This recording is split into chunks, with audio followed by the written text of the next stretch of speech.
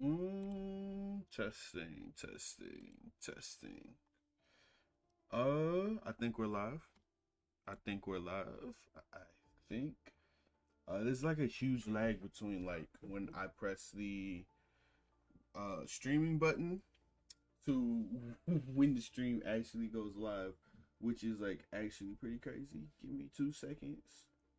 Um, insane. There we go. I think we're live now. Woo! I have to. I don't want to have to do this, but I gotta figure out how to set up like the comments on like my screen, so I can see them. But I like because I can never really see them. I have to set up my phone in order to be able to see them. Um. Yeah, we're live. We're live. Got my cup of coffee. It is actually like 10:30 in the morning. I meant to live stream around, I want to say 8-ish this morning, but like I just couldn't get into it. I couldn't get myself out of bed to live stream.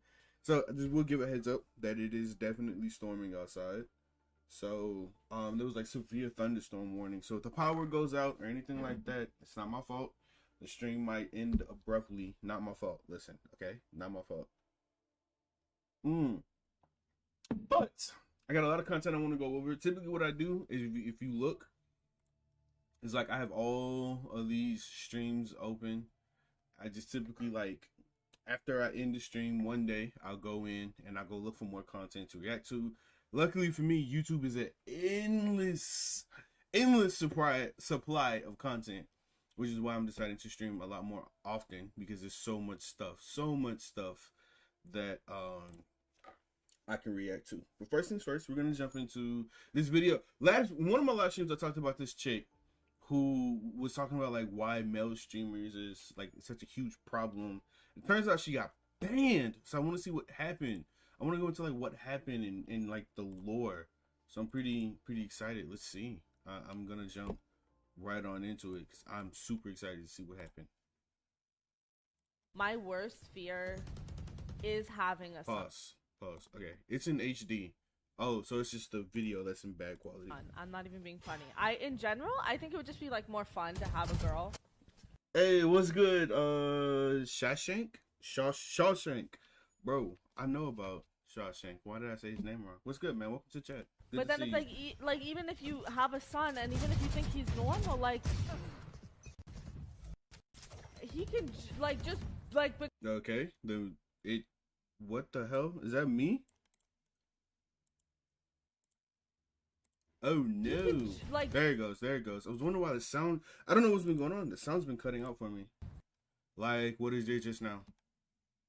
You nasty rotten thing. Actions having consequences? I've never heard of that concept before. Hey yo, what's going on guys? I hope you're doing well. So in case you guys missed it, yesterday I made this video called the trashiest Twitch streamer ever. And in case you guys missed it, to summarize it, I talked about this, not to get redundant, but this lovely, humble Twitch streamer who went on a rant. Lovely is she one was word saying the for majority of men out there are the problem with the gaming community, and she got a lot of backlash. Her video went viral on Twitter. Because I'm existing as a woman.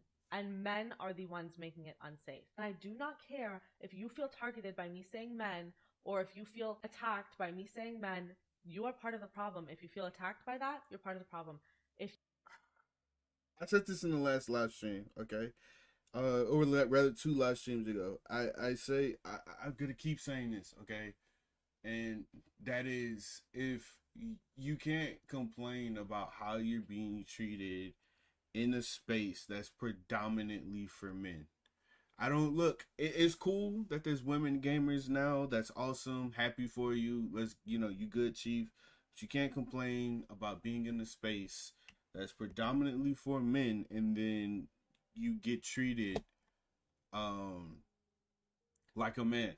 Like you asked for it. If you say just mute them, you're part of the problem. In the video, I do explicitly say a few times, I get it. Some people can be toxic. People who threaten to R-word you, or dox you, or stalk you, or harass you should be banned. I said that. And I want to give a big thanks to this up and coming YouTuber who goes by Peep is Awesome for making me aware of this situation. So he let me know via Instagram that she got banned on Twitch. I do think it could be two possibilities, right? A, it was that video about man being horrible and man equals bad. Most of them are horrible. Or B, it was the other clip that I also played on my video where she says she hopes she never has a straight kid. If that happens, she hopes it's trans or gay. And on top of that, after doing a little digging, I found the full clip with context, which we're gonna take a look at in a bit. If you end up enjoying this video, please consider subscribing. We're like so close to 500,000. And let's hey yo, Pog. That's Pog. Absolutely Pog. Oh, dude, I've been playing a lot of Wuthering Waves, and I finally figured out how to get they call these 5 stars, but they're not. They're 4 stars. These are 4 stars. Oh no, wait, they are. No, yeah, they're 4 star echoes. They're really awesome, but I haven't gotten the ones that I want. But anyways, yeah, when it comes to streaming platforms, it feels like YouTube is the easiest place to get banned off of. Twitch is the easiest place to get banned off of. I've seen more more bans on Twitch than I have on YouTube, and Kick is the hardest thing to get banned off of. So if you're gonna say really erotic stuff like that, then you should stream on Kick, because Kick is like known as the free speech platform, and that's where people go to like say really crazy shit. It's either, what is it, Kick, or what's that other platform? Rumble.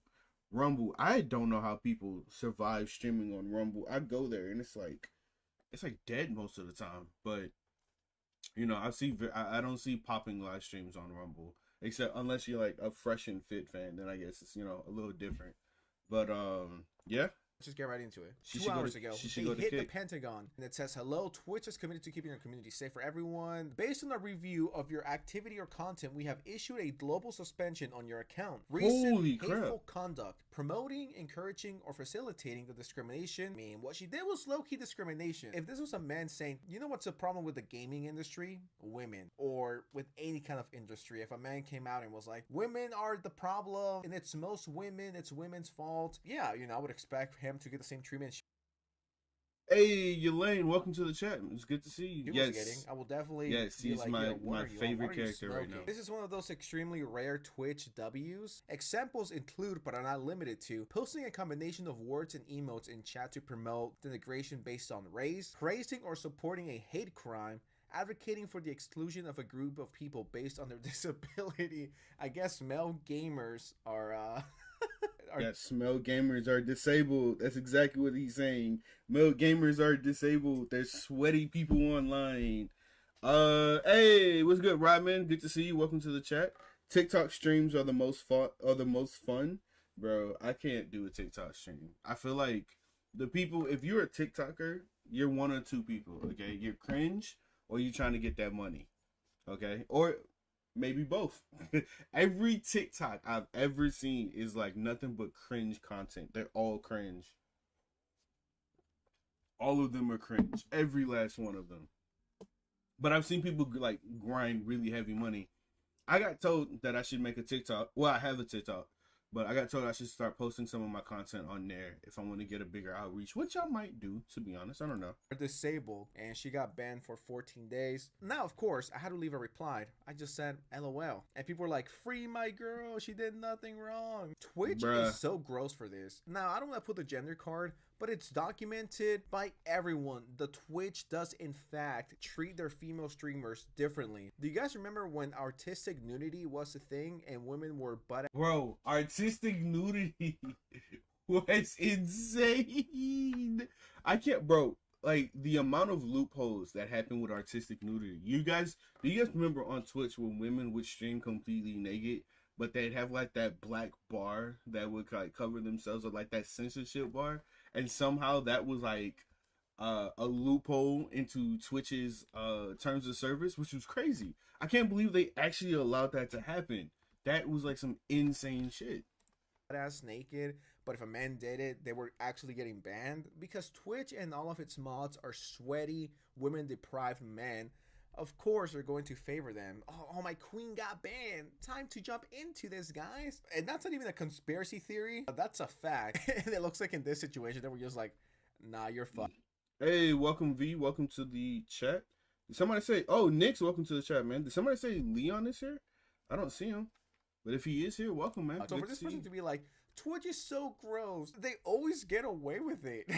No way. Twitch making a comeback. W. Rare Twitch W. Good. Do you really, honestly, not understand why this action is justified and not because of the mass reports? Now, I hate this conversation that's going on. Oh, you just hate her because she's a woman. If this was a man saying the same thing about women, I would have done the same exact video. If anything, it would have been harsher. But if a man was like, these are the problem with women in gaming, they're annoying, they cry, they're emotional, I'll be like, okay, chill out, Andrew Tate. I take it easy, chill, breathe, relax. It ain't that deep. And I think everyone would have been like, yeah, what a fucking incel, loser, pathetic, lonely virgin. I mean, that's what I would have done if this was a man. This has nothing to do with gender. It has to be with the fact that you're just stupid and wrong. Now, let's get into my... Okay, there's actually a lot more people in chat than I realized. Holy crap. We can use, whoa, hold on, the chat, y'all are talking about stuff I don't even know what y'all talking about. Oh, dude, Leon went insane in Wuthering Waves. Holy crap. Like, I heard Leon and Chowie beat the game in like the first couple of days that it came out. And I just now beat the game, apparently, or I beat the chapter, because I'm looking at the quest, and there's no main quest. There's no main quest, which means I guess I'm caught up so far, so I'm just doing a bunch of side quests, which is insane. Yo, having a huge grad party tomorrow. You should show up. A grad party? Ooh, who's graduating? Oh, is your boy graduating? Congratulations. Oh, that's right. That's right. That's right. Your son graduated. That's insane. I should show up. I might, to be honest. I might buy a couple of tickets and fly out. That'd be pretty dope. That would honestly be pretty dope. The question is are you barbecuing? That's what I really want to know. Are you barbecuing? Theory. This is and are you taking me fishing? Because I want to go fishing. The clip with the context, because people were like, this is a joke. And even I gave her the benefit of the doubt on my video on her. I was like, this could be cut out of context. We could be lacking a lot of context. So I'm not going to be like definitive. I'm not going to be like, she meant this 1000%. Let's see if this answers the question of, it was just a joke. One could say it was a jokey joke. Genuinely, like, my worst I've seen people get banned from... Didn't, what's his name, Somali, say that he was joking? Or, like, he got banned off a joke or something like that? And he still got banned. Imagine getting banned on Kick.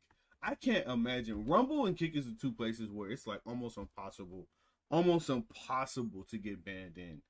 No, not Twitch. Yeah, no. Rumble and Kick. There we go. I don't know if I said Twitch, but...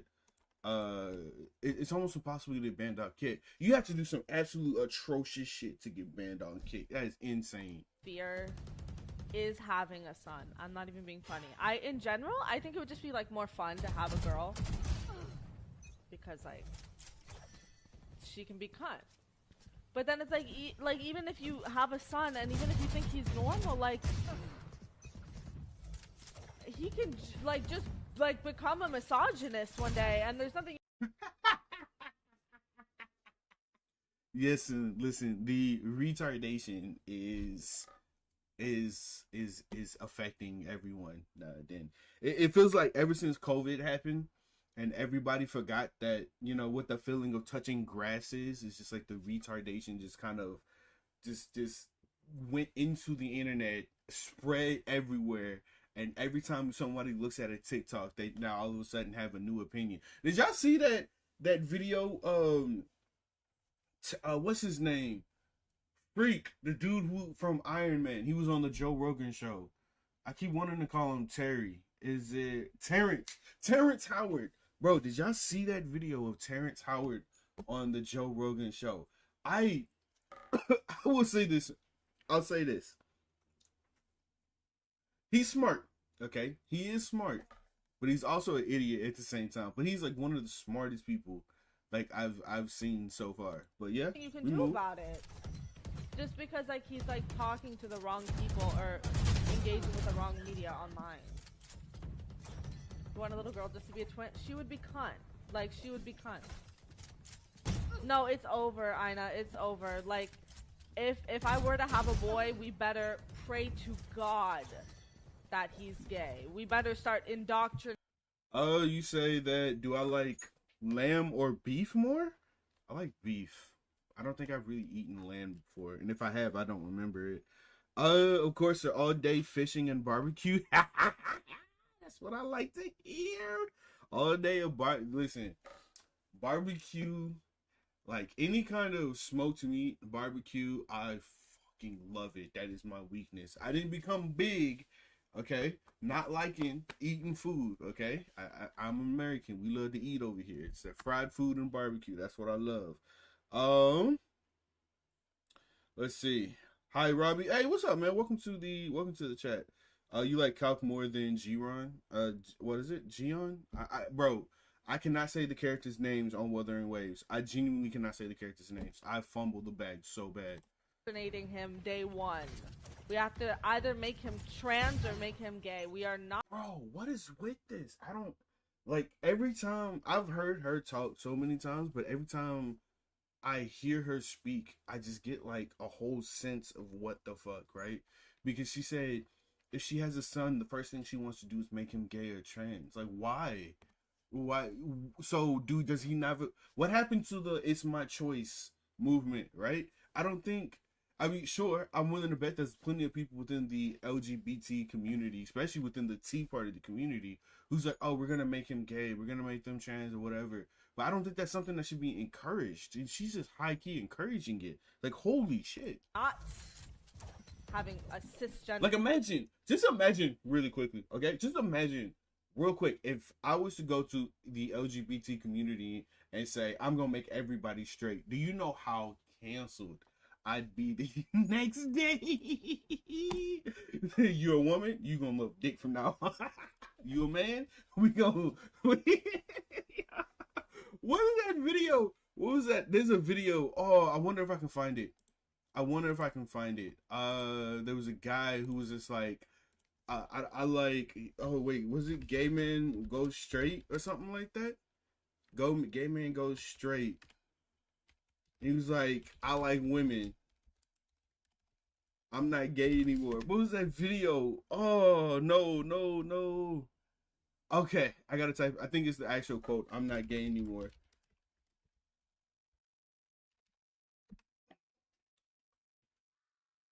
This one. What did you come here for? What did you come down here for? Tell me. To get delivered more. To get delivered. Do you believe that the Lord tonight has set you free? Yes, sir. Yeah, I love this interview. Hold on, I would have fast forwarded to where he gets the mic because this was golden. I'm not gay no more. I am delivered.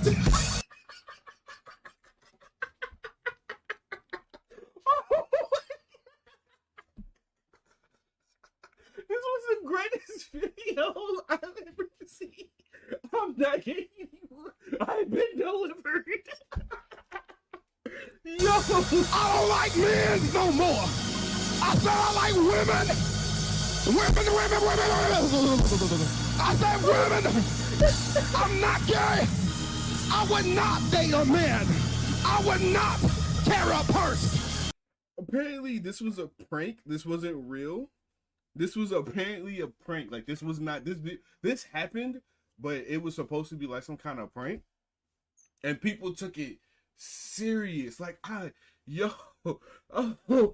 my God. I love this video. Like, I want to make this into a soundbite because it's so peak. Like, this video is I would amazing. not put on makeup. I will love a woman. Now, listen, y'all praise. Oh my God, I'm dying. Bro, that was so out of pocket. I will not put on makeup. Yo, who asked you to do that? What do you mean? What are you talking about? God with him. Hold on, wait a minute. Wait a minute. Just 1 minute. Uh-oh. Bro, look, if you've never been to a black church, you need to go to a black Baptist church. The way We Get Live at church is one of the greatest things of all time. This is crunk. This is exactly the stuff you see. This is insane. It's so Now, wild. either you gonna believe this stuff, or you ought to stop preaching it. If you can't praise God with him, you're an unbeliever. Yes, sir. Yes, Now, Lord. somebody believe God with him.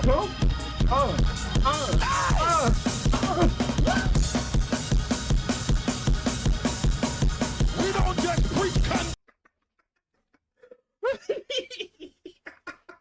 Oh man, I love it. I love it. I love it. Oh, it's so fantastic. This was is this what I am delivered.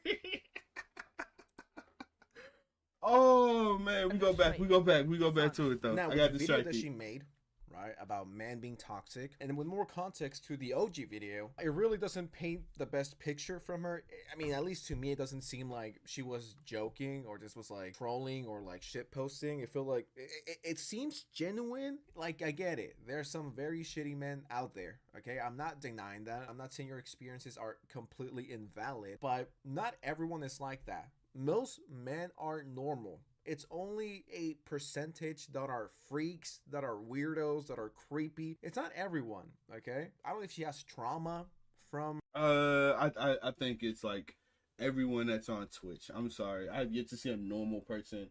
Sorry, not Twitch. Sorry, everyone on TikTok. I have yet to see a normal person on TikTok. her past. I don't know if a man did something to her. I hope not. But yeah, that clip does not make her look any better. Once again, I would like to know what made her hate men so much. It feels like she has a lot of issues. If my son is a man, a cis man, I'm going to turn him trans and gay. It's like, I mean, shouldn't you just be glad they're okay and they're healthy? Like, who cares of their gender? As long as they're healthy, that's all that matters, right? I would assume. I'm actually kind of wondering now, is this girl extremely severely acoustic? Does she think man equals bad, girl good, girl could do no wrong? Girls are never evil, am I right, guys? It doesn't matter whether you have a vagina or a penis. Like, you could be a shitty person. You could also be gay and a horrible person, and trans, and you could be a horrible person or straight. It doesn't really matter. She legitimately looks Also, and sounds. the other thing to this too is like, what's the other side of it, right? So you get like this extreme misogyny, right? And then you get like the extreme feminism, and the extreme feminism is, bro, she's part of that extreme feminism where like we don't want men shouldn't exist, and if there are men they should be gay. That's that extreme feminism. And it's just like, I understand a lot of men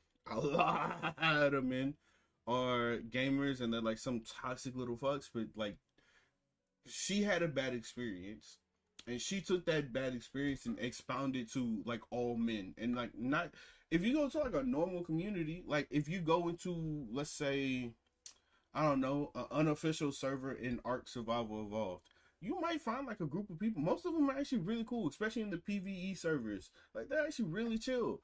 Of course, don't go into like the official PvP servers. It's a different breed over there, right? But then you have a way to protect yourself. You got communities that are super friendly, super non-toxic. Then you got the super toxic communities. If you're playing Valorant, you put yourself in a really toxic community. That's your choice. You should go play The Sims. Go play The Sims if you don't want toxicity. I mean, honestly. Straight out of like 2015, 2016, men are horrible. They're disgusting. All men are bad. Girls are nice and polite. Something that also bothered me was like, oh, what if he turns out to be a huge misogynist? And what if he turns into Andrew Tate 3.0? Well, if that happened, then you did a horrible job raising your son. Like, he's your son. Don't give him the iPad. Be a responsible fucking parent and take care of him. You know how stupid this is? I could say the same thing. Oh, what if I have a son and he turns out to be a school shooter? Well, it's all about how you raise the... Wait,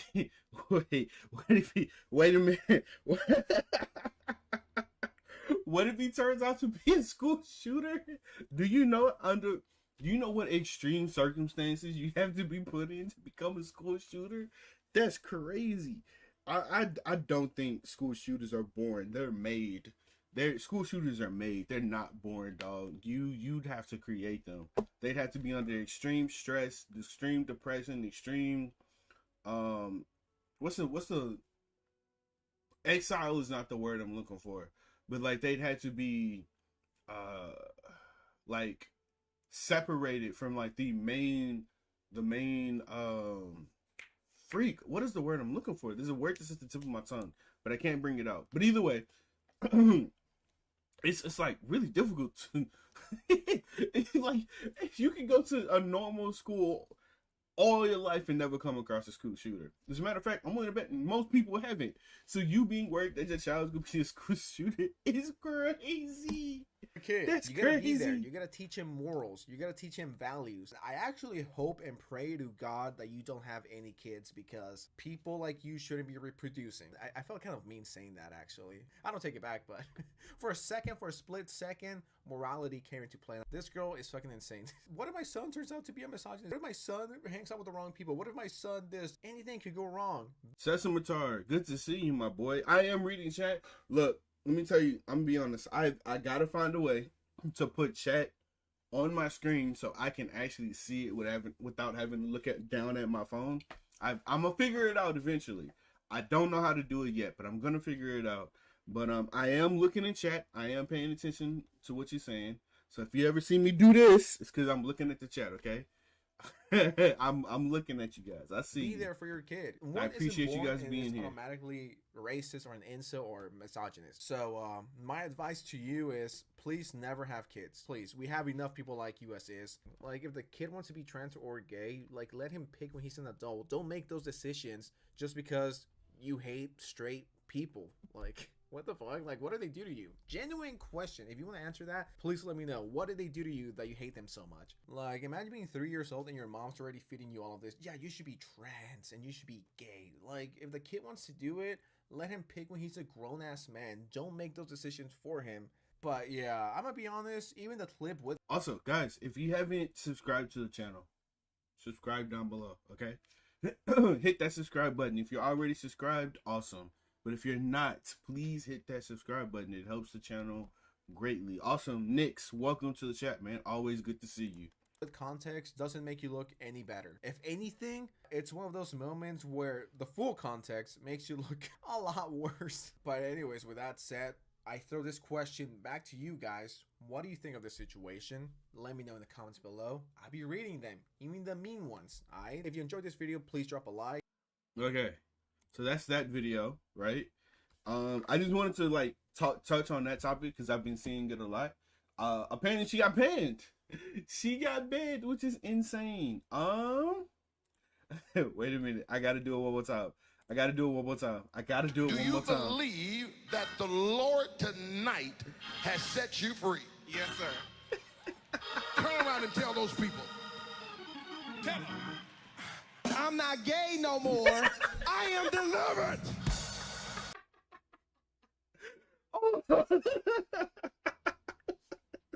I'm sorry. I had to. Bro. Oh, I need that as a soundbite. I am delivered. I'm done. But anyways, okay, so I don't know what this video is about right here. Something about Rent-A-Girlfriends. The author Rent-A-Girlfriend created another manga. Bro, has Rent-A-Girlfriend ended already? Like, has it ended yet? Because that manga needs to end. I heard, like, when I started reading the manga, it was peak, right? The first 100-something chapters was, like, really peak. And then, like, it got really cringe.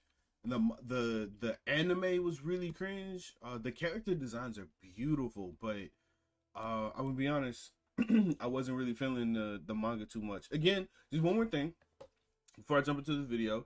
It is storming outside. So if I disconnect from the if my live stream just like randomly cuts off or anything like that, it's because it is storming outside and it probably knocked the power out again. So, you know, be patient with me. I'll come back live whenever the power comes back on. Hopefully, it's not going to do that. But it did say severe thunderstorms and Texas is bipolar. So, it is what it is. But let's jump into this. I don't know what this video is about. I haven't watched it. I didn't pre-watch it. I don't know. Actually, most of the videos we're covering today, I have not pre-watched it. By two screens, I have two screens. I literally have two screens. I have one screen here. that has the game that you guys are currently seeing. Then I have the other screen that has the videos that's playing. And then my camera, you see right here, my camera that's sitting on top of my first screen that shows my face. So I have 2 screens in the camera, and that's like the 3 panels that you're seeing on through OBS, right? So I just have to figure out like what screen am I gonna put the chat where. I probably put the chat on my main screen. But I gotta figure out how to do that. But I do have 2 screens. I don't think I need to buy a 3rd screen. I feel like that's too much. And I don't even know where I would put a 3rd screen. This desk is like not that big, right? So I might buy like another screen to hang on top of the wall and just have it looking down. I don't know yet. But we're gonna get there eventually. I don't think I need a 3rd screen, to be honest. But you know what? Let's jump into this video, Rent a Girlfriend's author's worst manga yet. Winter Girlfriend was actually pretty based. It wasn't terrible, to be honest. It wasn't fantastic. It was just really, I think it was good. I think it was good. There were some moments that kind of pissed me off, but I think it was okay. But let's see what happens. Rent a Girlfriend is a series known to be boring and terribly written, but recently... Oh my god. Is it really boring? Do y'all really think Rent a Girlfriend was boring? I didn't think it was boring. The author somehow was able to create a new series that's twice as worse, going by the name of the Shiunji Family Children. It released in 2022, following the premise of a brother and 5 sisters who find out they aren't blood related and try to... Oh no, no. Oh no, why? Why? Why?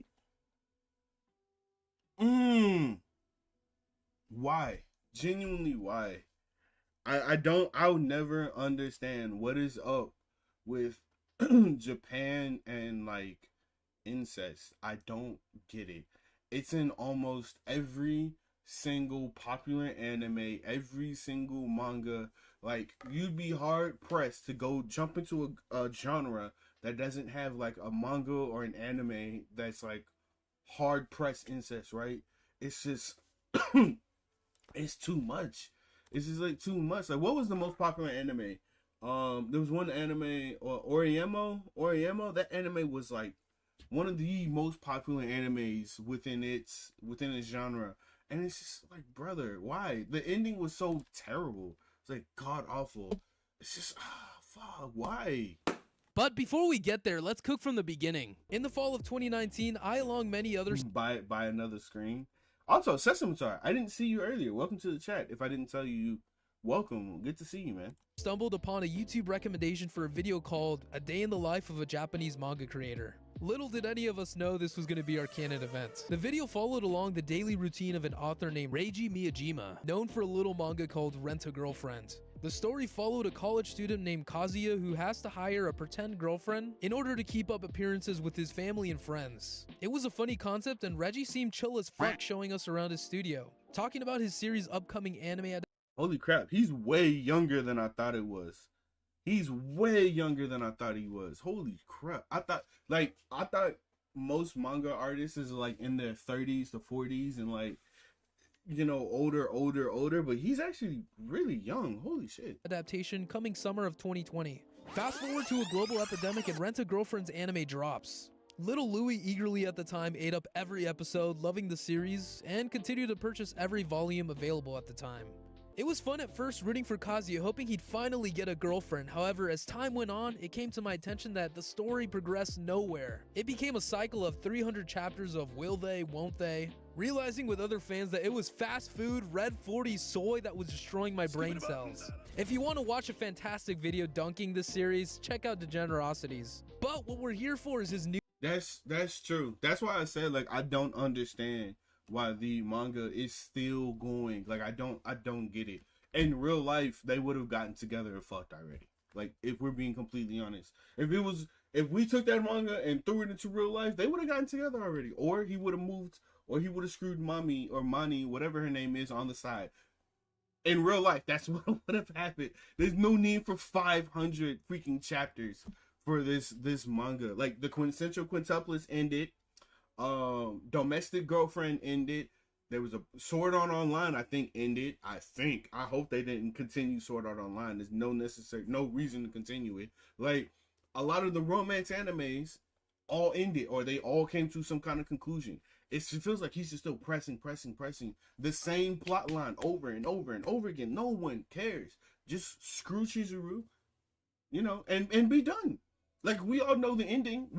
Everyone can see the ending from a mile away. He's gonna get with Chizuru. They're gonna screw. They might get married. Boom, ending. Like, I just predicted an ending for you. Unless he cucks us all. What if he pulled a big brain move? How many chapters is Rent a Girlfriend on right now? Let me see. Let me see real quick. Rent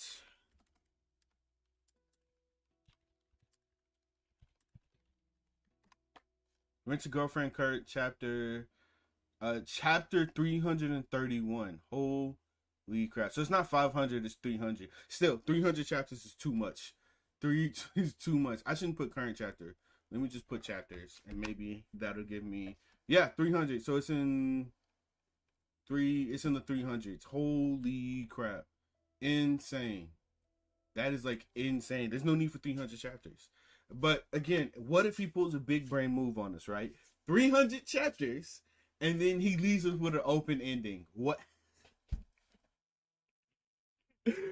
Oh, what if he gives us an open ending? I hate open endings. Oh my god. New series, the Shiunji family children. Somehow Reiji was able to concoct a way to capture lightning in a bottle twice, dropping this stinker in 2023. But before I get ahead of myself, spoilers ahead. Not that you care, but you've been warned. Oh no. Okay, so you heard it first. Spoilers ahead. If you don't want to be spoiled, like, leave the live stream for another like 20 minutes, okay? If you don't want to be spoiled. But if you don't care, hey, stick with me. We gonna get spoiled together, okay? That is some good and terrible coffee at the same time. So what ingredients are we working with Oh, Jesus. Why did his sound just suddenly change? to make this story? Since we don't have Itsuki, let's change her out for some broth. What? She's the nerdish, bookish type who tends to break the fourth wall. No Nino? Well, no problem. We have Oka, the twin-tailed tsundere who basically is the most annoying. Forget Ichika, we can sprinkle in some of your mommy issues. Oh, okay. I see what he's doing. He's switching out the quintessential quintuplet characters for... Oh, that's Banry. base. That's base. Not Yotsuba, Manami. She's essentially the athletic tomboy type. What is he making? So we have, I can't believe it's not Miku, the protagonist who's essentially very shy, and we're gonna put her inside of this pot. Now let's let this cook, starting off with the first chapter following Arata. He's not your average high schooler, being part of a family with unrivaled beauty. And compared to Kazuya from Rent a Girlfriend, his swag is turned all the way up. He's the oldest brother of this prestigious family of the 5 most beautiful sisters and brother. His words, not mine. Oh, I see why he made this video.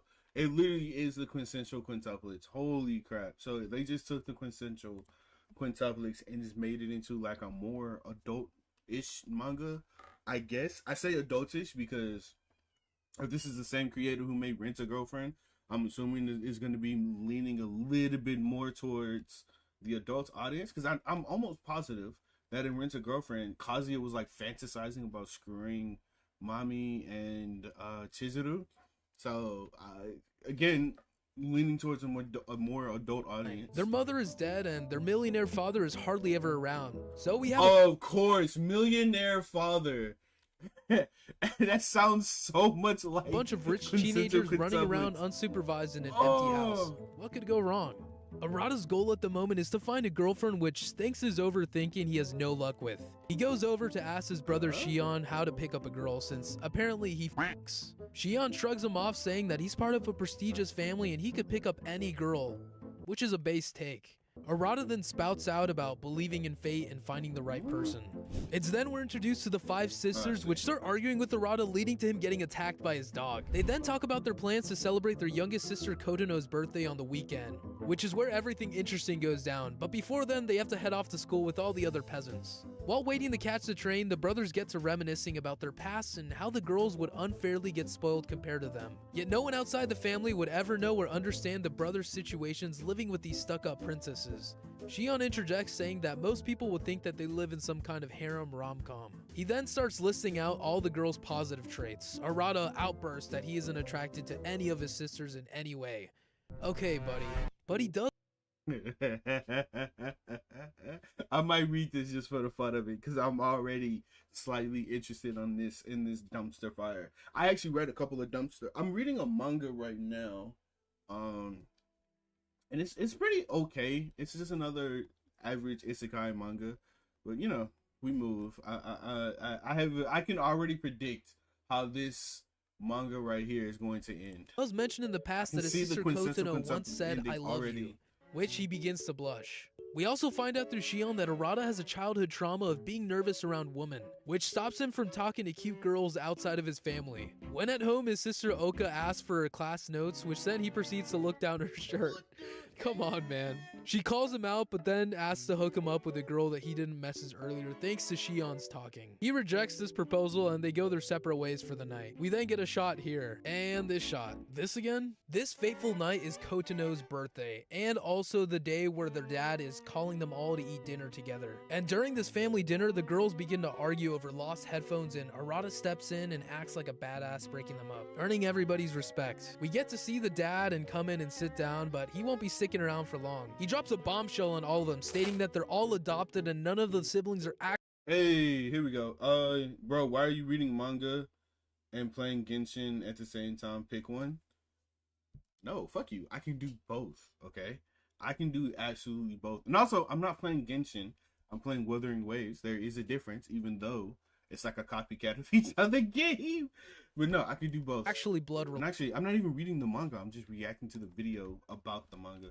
Which, again, I don't know if I'm going to read or not. I'm pretty conflicted. Our generation is doomed. Our generation's been doomed. Ever since Twitter was released, our generation was doomed. related. Except for these two. Understandably, this confuses everybody and kills the mood of the dinner. And after all of them have a meeting disappointed with the truth, but none of them say anything will change since they've all known each other for the past 15 years. But since they have this perfect perception from the public, they have to keep this a secret, or else people might treat them differently. I'm really not too Okay, this already sounds like a really stupid manga. I'm gonna be completely honest. This already sounds done. But I will say this. One of the things that I'm kind of enjoying about this artist, about this author, he makes really good characters. And he does really good character emotions when it comes to the art style. It's absolutely fantastic. too sure. I actually really And like of course, later this night, Arata would accidentally walk into a bathroom where Koto of course, the typical oopsies in the restroom, typical someone was taking a bath or a shower and we walked in on that, which is something that will never happen in the real life. That's crazy. Kotono is taking a bath. With Kotono, Arata accidentally walks in when she's bathing and acts nonchalant. But she eventually comes up from behind and hugs him. And yes, it gets weird Brother, because it's come there on she now. admits her love for Arata. It's also here where it starts to go downhill. Listen, I'll be jumping around chapters from here because the first one has a ton of exposition that matters. But from here, you're not missing much, trust me. So the story so far is broken down into situations, where each girl goes on small dating arcs to get closer with Arata, which ends in lukewarm confessions or situations. Jumping into chapter 4, Seihei says that she saw the incident with Kotono. However, she knew the girl had feelings for Arata even before it was exposed that the family wasn't blood related. Hold up! Then, I kid you not, starts to say why incest in the family wouldn't be technically biologically wrong or out of the picture. Oh, no. No, not that trope. Not that trope. I swear, almost every fucking incel Reddit user that likes anime always argue about why incest is not wrong. I don't know how you guys argue this. This is insane. How do you guys justify this? Oh man, trust me, it gets better. Chapter 7, cat's out the bag. The sisters know about Kotono's shower incident. Oka admits that even though they were fake siblings in the past, she still likes him, blushing after. Later, she invites Arata to play video games. They start wrestling later and it turns intimate quickly. They quickly get to their feet and call it a night. But Oka blushes when walking away and says not to go easy on her next time. And weirdo Kotono is hiding in the closet watching them the whole time. Fast forward a little bit, Kotono admits to her family that she likes Arata as a man and wants a relationship and marriage. We then cut to Arata telling his father that he wants to make all of his siblings happy in the family. Bruh, come on. A harem route? Okay. Are we actually gonna get a base main character where he goes through the actual harem route? Are we getting a actual harem ending? Oh, based? Eventually sitting on his face to get his blood pumping. With Banri, they end up at an amusement park where all the siblings get lost except for her and Arata. So she decides to take him on a quick date, teasing him throughout the park. And it's there where Arata steps in to prevent a drink from spilling on her, which makes her heart. I was about to say, I really wish it was that simple. I really wish it was that simple to make a woman fall in love. You protect her one time and she just forever wants to be with you. Anyway, this is so over dramatic. Holy crap. I actually saved a woman's life before. I actually saved her life. There was a story when I was in college. The college I went to was St. Thomas University, and a lot of the students had to walk. We had to walk everywhere because most of the places we had to go was like in walking distance. Well, there was this guy speeding down, and I was walking with my homegirl Dana. Who was it? It was Dana, Miranda, Jaritza. I think Josh was with me. David was with me. There was like a few other people. And Miranda walks into the road, and the car is coming, and I pulled her back, and the car sped up. Literally, if I had not grabbed her, she probably would have got hit by the car and died. But did I get laid afterwards? No, that did not happen. And I was a good-looking guy back then. I was in shape and everything. Did her heart beat? Nope. It was just a simple thank you, and we went on our way.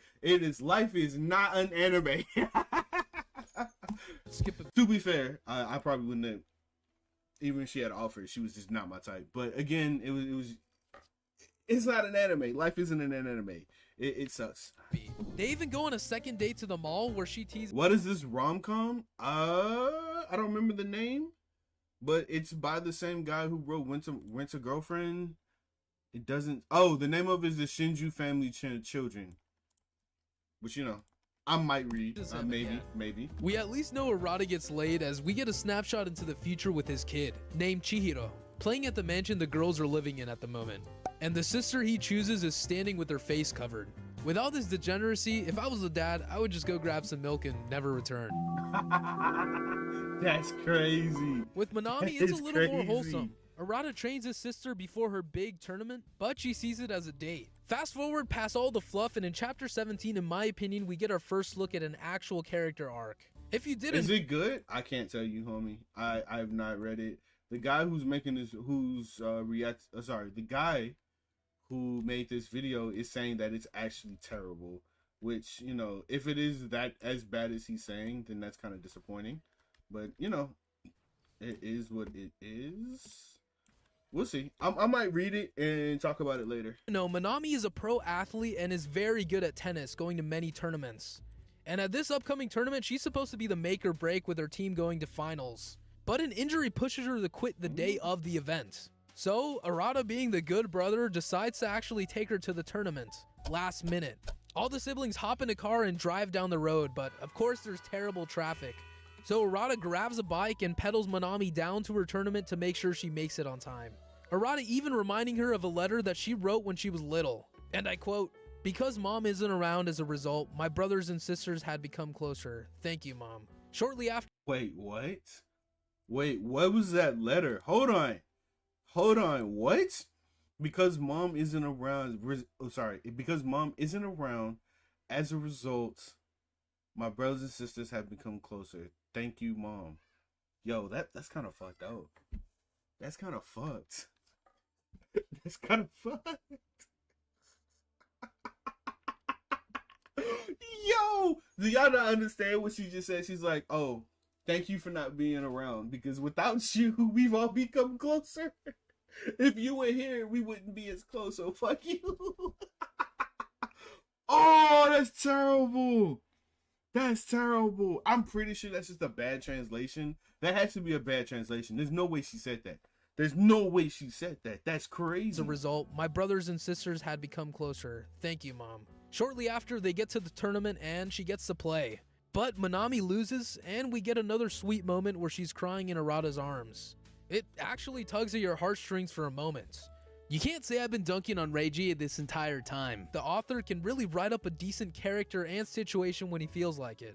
I want to make... That's why, this is one of the reasons why I don't understand why people say that Rent a Girlfriend was like one of the worst romantic animes of all time. It's not. It's really not. Okay? Like, if you ask me which manga I prefer over what is it, Oriemo and Rent a Girlfriend. Rent a Girlfriend 100% wins. Just better character designs, better character details, better character arc stories. Just in general, it's a far better character. I'm sorry, far better manga in terms of Oriemo. I never liked Oriemo. I like 2 characters from it, but I just absolutely detest that anime / manga. But then again, Rent a Girlfriend appeals more towards an adult audience, which, you know, I am an adult. And Oriemo, it's like a teenager-ish kid. Like, bro, if you say that, what is it, that orange-haired chick from the little sister from Orient, if you are a fan of her, like, go get mental therapy, okay? Go get help. You need help. You literally need help. Whoopsie.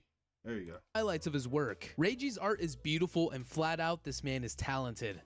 The way his characters are stylish and more than your average series.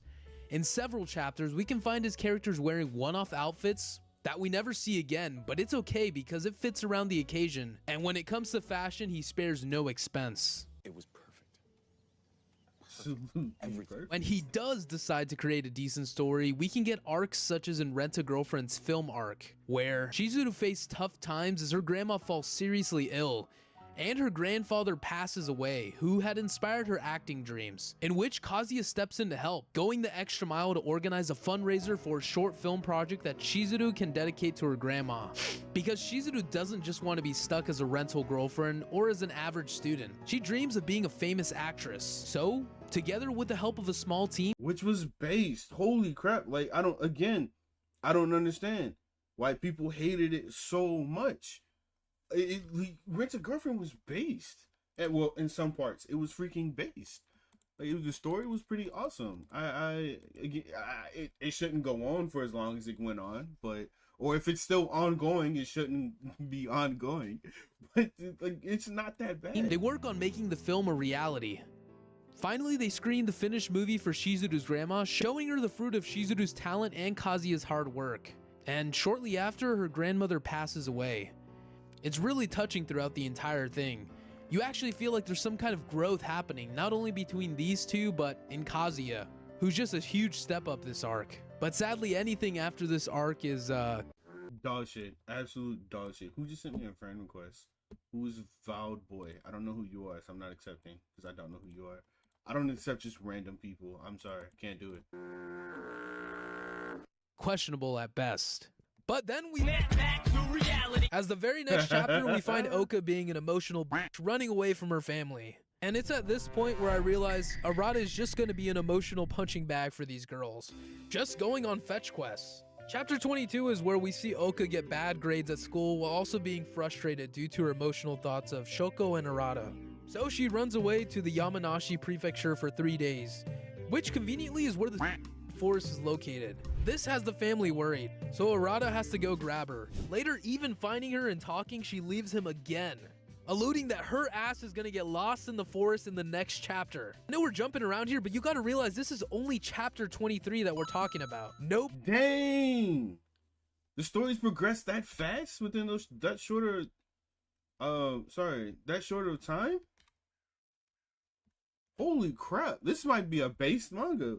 Why is he saying it's terrible? Oh, well, okay, he's saying no progress. Progress is made. This man is going on fetch quests. I mean, if you're at least gonna do incest, do it right.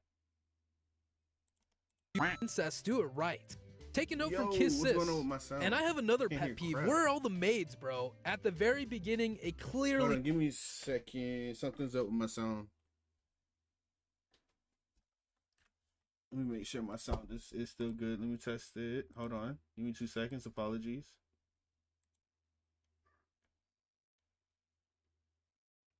Hold on. Am I still... Oh, shit. My whole PC froze. No, it didn't.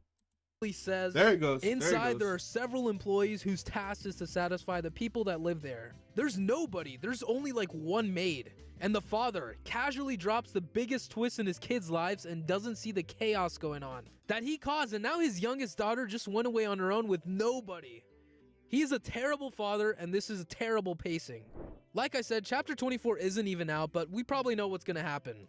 Hey, so we let this cook for 23 chapters. Now let's see what we have. Even after 23 chapters, this thing is not ready. I don't care how many times you can essentially keep on pumping this out.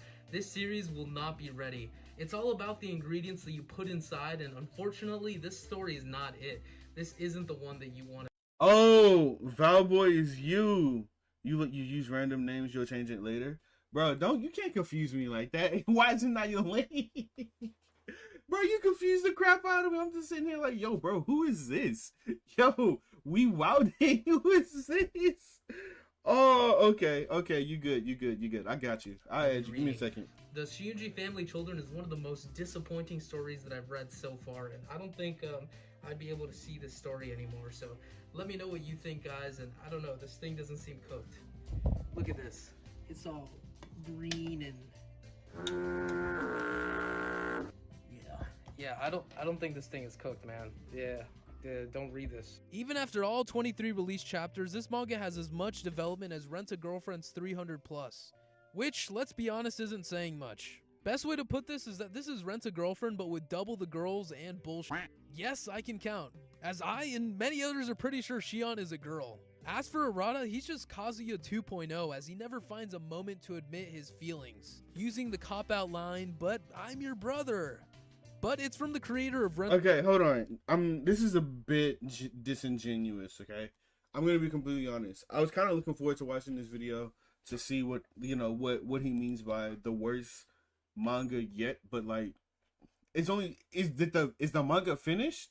We're only talking about like the first 24 chapters. Why are we judging it on the first 24 chapters? And even by what he's saying, it doesn't seem like a bad rom-com. I mean, it's a very cliche, one of the most cliche rom-com mangas out there, right? But I wouldn't consider it the worst. This is 24 chapters. Come on, dog. Unless the manga's finished, I don't understand why we're judging it so far. And like he said, it's not cooked yet. Yeah, no shit. The manga's not finished. From the pace that it's going, it sounds like it just started. Like they're just now getting into the entire series. Why are we judging it by the first bit? It's so stupid. To girlfriends, though, what did I expect? Now, if you like car wrecks or are into mental gymnastics, then this is definitely up your alley. But you know what? I'm gonna consume all of it because I have to see this. I actually do like car wrecks. Mama didn't raise no. I actually do like reading like absolute dumpster fire mangas just so I could take a shit on them later. Quitter. That being said, I'll be sure to update you all with any developments, familia. If you made it this far, comment, "I love my sister." What? What? Why? Why would I comment that? Why? Why? Okay, hold on. She said she changed her name. Okay. Elaine. There you go. Okay, I'll add you. Yeah, it's not. I don't understand. It's not really that bad. It's not bad. I don't think we're kind of wilding right now. The manga's not finished. It's still. I mean, it's only 24 chapters, so I don't get why we're making such a big deal out of it. Whatever. Moving on. So I got a confession to make to you guys. 4chan. No idea what that is. Okay. But I kind of want to check it out and learn some history. Apparently there was a femboy 4chan, blah, blah, blah. I think I've only been on 4chan like 2 times, to be completely honest. I've never been on 4chan. I know nothing. I know I just said I've been on it twice. But I don't know anything about it. Don't know its history. Don't know, whatever. But I've heard a lot of drama surrounding on YouTube. I keep hearing the word 4chan from reaction streamers, from documentary streamers and whatnot. So I kind of want to jump into it and see what the deal is. And apparently there was a femboy cult on 4chan, and I did pre-watch a little bit of this. So I will tell you this video is cringe. The things he talked about is absolutely cringe. So before I jump into it, let me just go ahead and say, ladies and gentlemen, if you have not subscribed to the channel, please subscribe 100%. We got so much content incoming. And don't forget to comment, and people in chat, please, let me know if you're enjoying the stream. If not, let me know.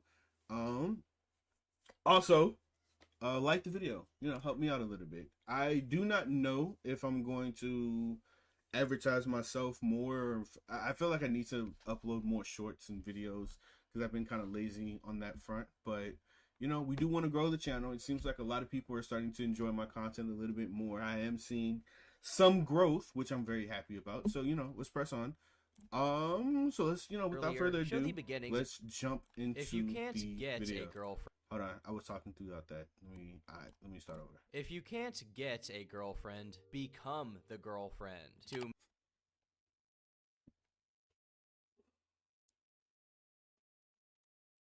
Where's my boy Turbs at? Where's Turbs? I need him to make that into a soundbite. If you can't get a girlfriend, become the girlfriend.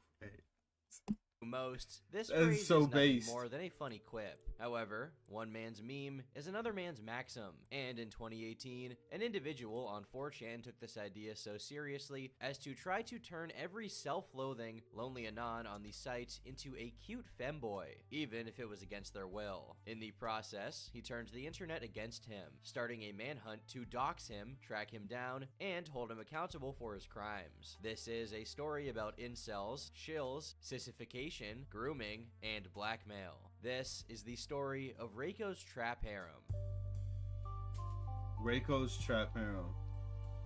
Damn. And before we begin, I'd like to clarify that the purpose of this video is not... Hold on. Wait a minute. Pause. Quick question. Isn't that like a lot of y'all's dreams? No offense. Don't like... Aren't like the majority of the anime community, aren't y'all into traps? Isn't that like a whole trap? Like what's that one character from Fate, Astolfo or whatever it is? Don't y'all like that kind of crap? Isn't this like every incel's wet dream is a trap harem? I don't understand it, but I feel like this is the video for you if you're into that femboy trap stuff. To make any political statements or push an agenda, and the various viewpoints expressed by all individuals I'll be covering are not necessarily my own.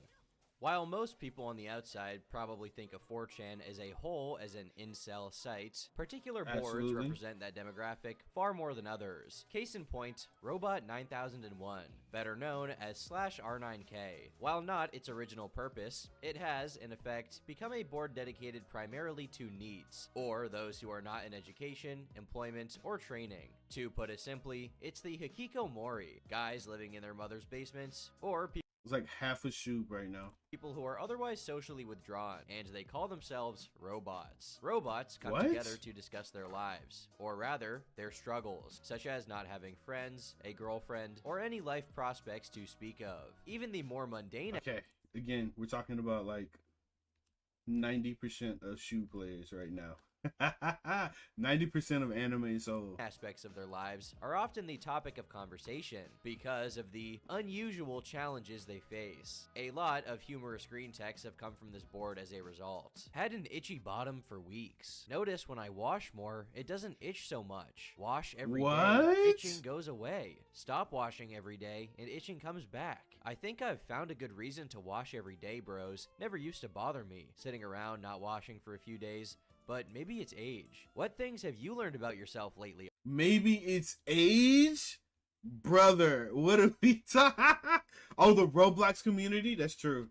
I can see a lot of the people within the Roblox community being into femboys and saying, that's crazy. R9K. You people are absolutely disgusting. Local Anon discovers that hygiene has actual functions. B11. Store all my Legos in the closets in a room that no one uses. One day, sister's friend comes over. She finds the Legos I've built and collected. Destroys all of them. Find out about it Damn. after she leaves. Fall into a Great Depression. Quit Legos because of it. That bitch. You should find her and stalk her. Build a Lego hammer What? and beat her to death. I once pretended to have a psychotic episode and smashed a MacBook with a bat to keep my brother and his fiancée from stumbling across pictures I photoshopped of her giving birth to me. Wait a minute. Wait a minute. Wait a minute. What? Wait. Don't minute. Wait. Wait a minute. Pause. What? What did she say?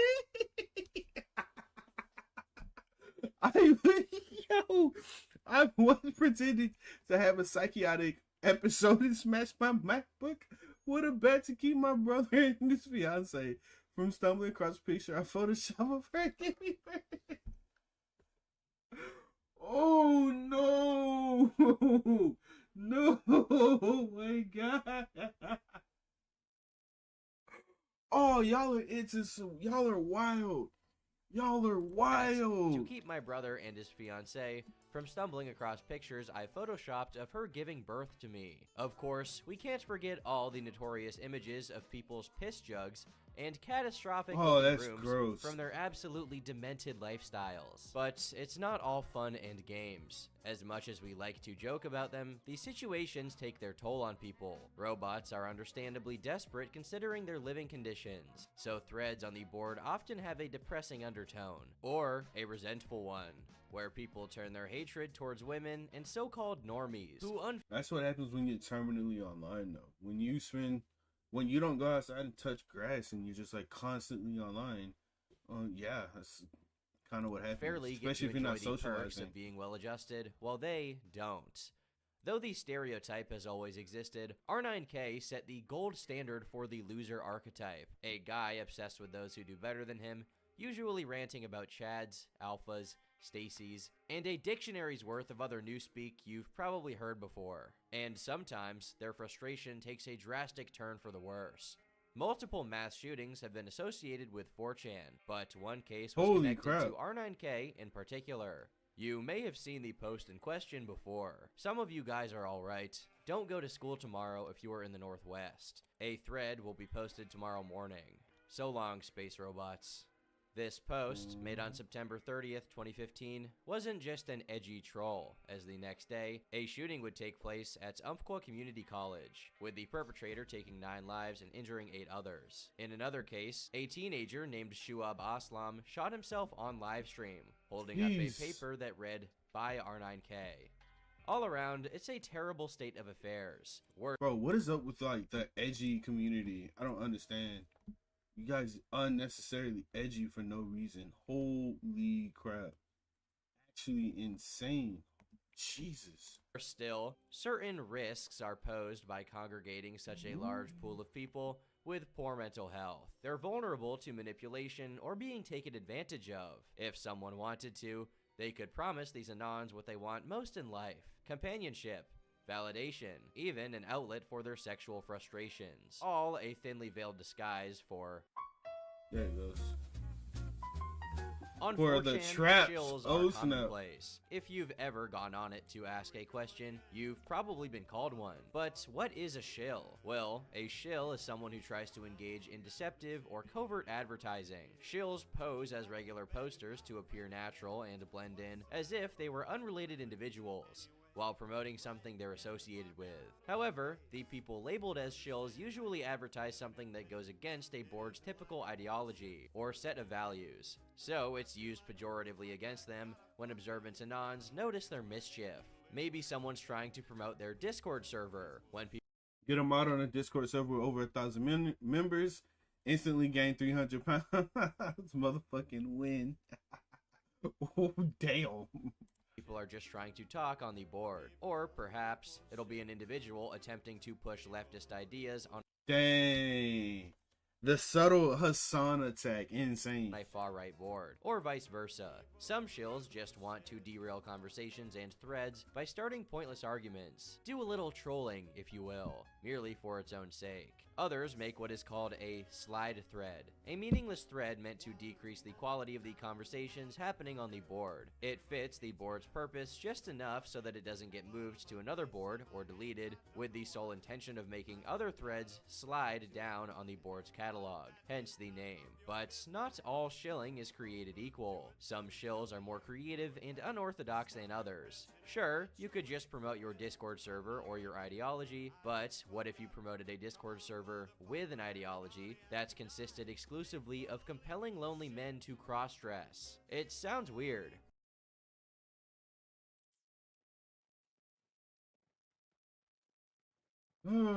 I genuinely, I kid you not, I genuinely try not to judge people for their hobbies or anything like that. I do try. Be honest, I do try. Genuinely. But sometimes y'all be wildin'. Sometimes shopping. Who is this, by the way? Is this Felix from ReZero? But in 2019, It's amazing, I just R9K knew that became right off the flooded bat. with so-called trap threads, which proselytized the benefits of becoming trans or just cross-dressing and being a femboy. Let's be clear here. We're not talking about the trans threads on a board like LGBT, for example, which serve as a forum for trans people to vent and share information. The threads on R9K were attempting to market the transition to lowlifes and outcasts by pandering to their So there's like this huge thing, and I think he's gonna jump into it. There's this like really, really huge thing about and I think Mudahar covered it as well. Tom Dart covered it. But one of the reasons why transgender community gets such a bad rep is because they always constantly pushing HRT, right? Especially when it comes to minors. They're like heavily pushing HRT, which if you don't know what HRT is, I believe it's hormone replacement therapy. I think that's what it is. HRT, yeah, hormone replacement. And it's like one of those things that like is constantly being pushed. And so if he's gonna jump into this whole trap culture and the fact that it's I'm assuming being pushed in this 4chan community, I'm going to almost guarantee that HRT is going to be another prevalent thing. insecurities. If intrusive Which would gay be thoughts sad. were ever a thing, these certainly read like them. So, why haven't you become a cute girl yet, Anon? It's so easy to do. HRT is actually ridiculously cheap. Already looking I called it. I called it. I called it. pretty feminine just from some light exercise and a decent diet. Time to leave the male gender behind. He hasn't taken the trap pill yet. Why do you want to be lonely? So, why haven't you taken the pink pill yet, Anon? It's extremely cheap and easy to get. Girls don't have to be lonely. So why haven't you become a cutie girl yet, Anon? It was sold as a way to get laid, with the catch being that you're gonna get laid with another dude. If you can't attract a woman, become a woman and attract men instead. As ridiculous as it sounds, R9K is a red board, meaning it allows not safe for work content. Add to that the pre-existing popularity of anime and fetishistic content among this demographic of men, and this material infested the board with ease. Yeah, keyword being fetished. Fetish content being the keyword, the absolute biggest keyword to this. And it's sad because I like anime. I like the anime communities that I've been part of. Like Anime Soul, for example. It's really fun community, really awesome. But the unfortunate part is one of the things that's like really problematic is that the community it's like it's full of incels. It's full of incels. It's full of like really disgusting people. It's full of like PDF files of predators and whatnot. It's really sad. And then one of the big things is like even when you look at the picture here. The frame that I just froze it on, you get like this I'm assuming a girl or a femboy and whatever. How old does she look? She's 12, and like it's disgusting. And it doesn't. I had to talk with my homegirl Tina, right, from Shoop, and we talked. I know we're gonna hop into VC tomorrow, but we talked. One of the things we talked about is like I had read the manga Prison School, and one of the things that frustrated me.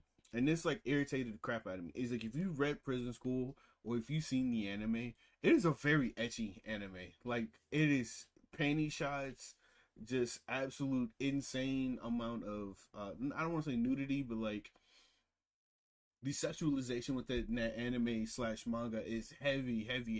But it takes place at a high school, which makes you feel awkward, right? Because if you're like me, I'm almost 30 this year. I love watching anime. I love reading manga, especially reading manga. I love to read manga. I can spend like an hour a day reading some manga. But it's like most of these plots take place in high school, and then you get these female characters, especially when in animes like High School DxD or Prison School, and these characters look like they're 25. Like Mari from Prison School is 22, 25. Bro, I don't care what you say. She's 22. She's got to be the way she's designed. She's 22. There's no way. There's absolutely no way. Dog, I have never seen a high school girl look that mature, and it's just like they're doing it on purpose. They take these really mature characters and then put them in a setting that's like for high schoolers. It's like, what the fuck? Oh Just my post a god, thread it's with so a picture of a cringe. cross-dressing male, a trap, if you will, and start selling transitioning as the solution Is that a dude?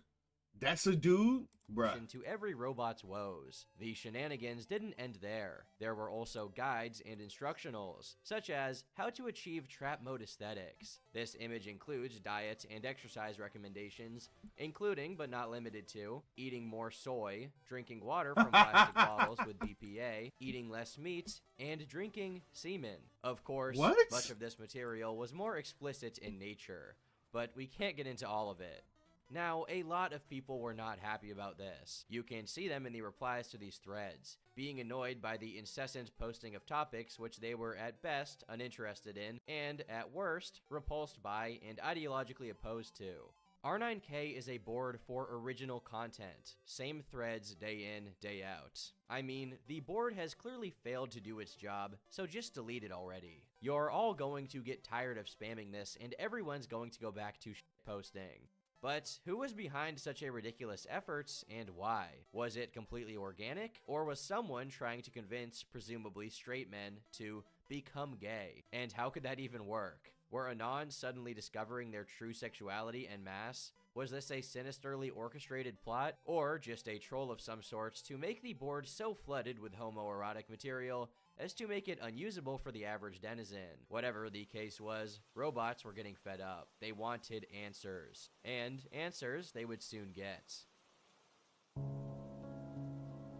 Uh-oh, here comes the harem.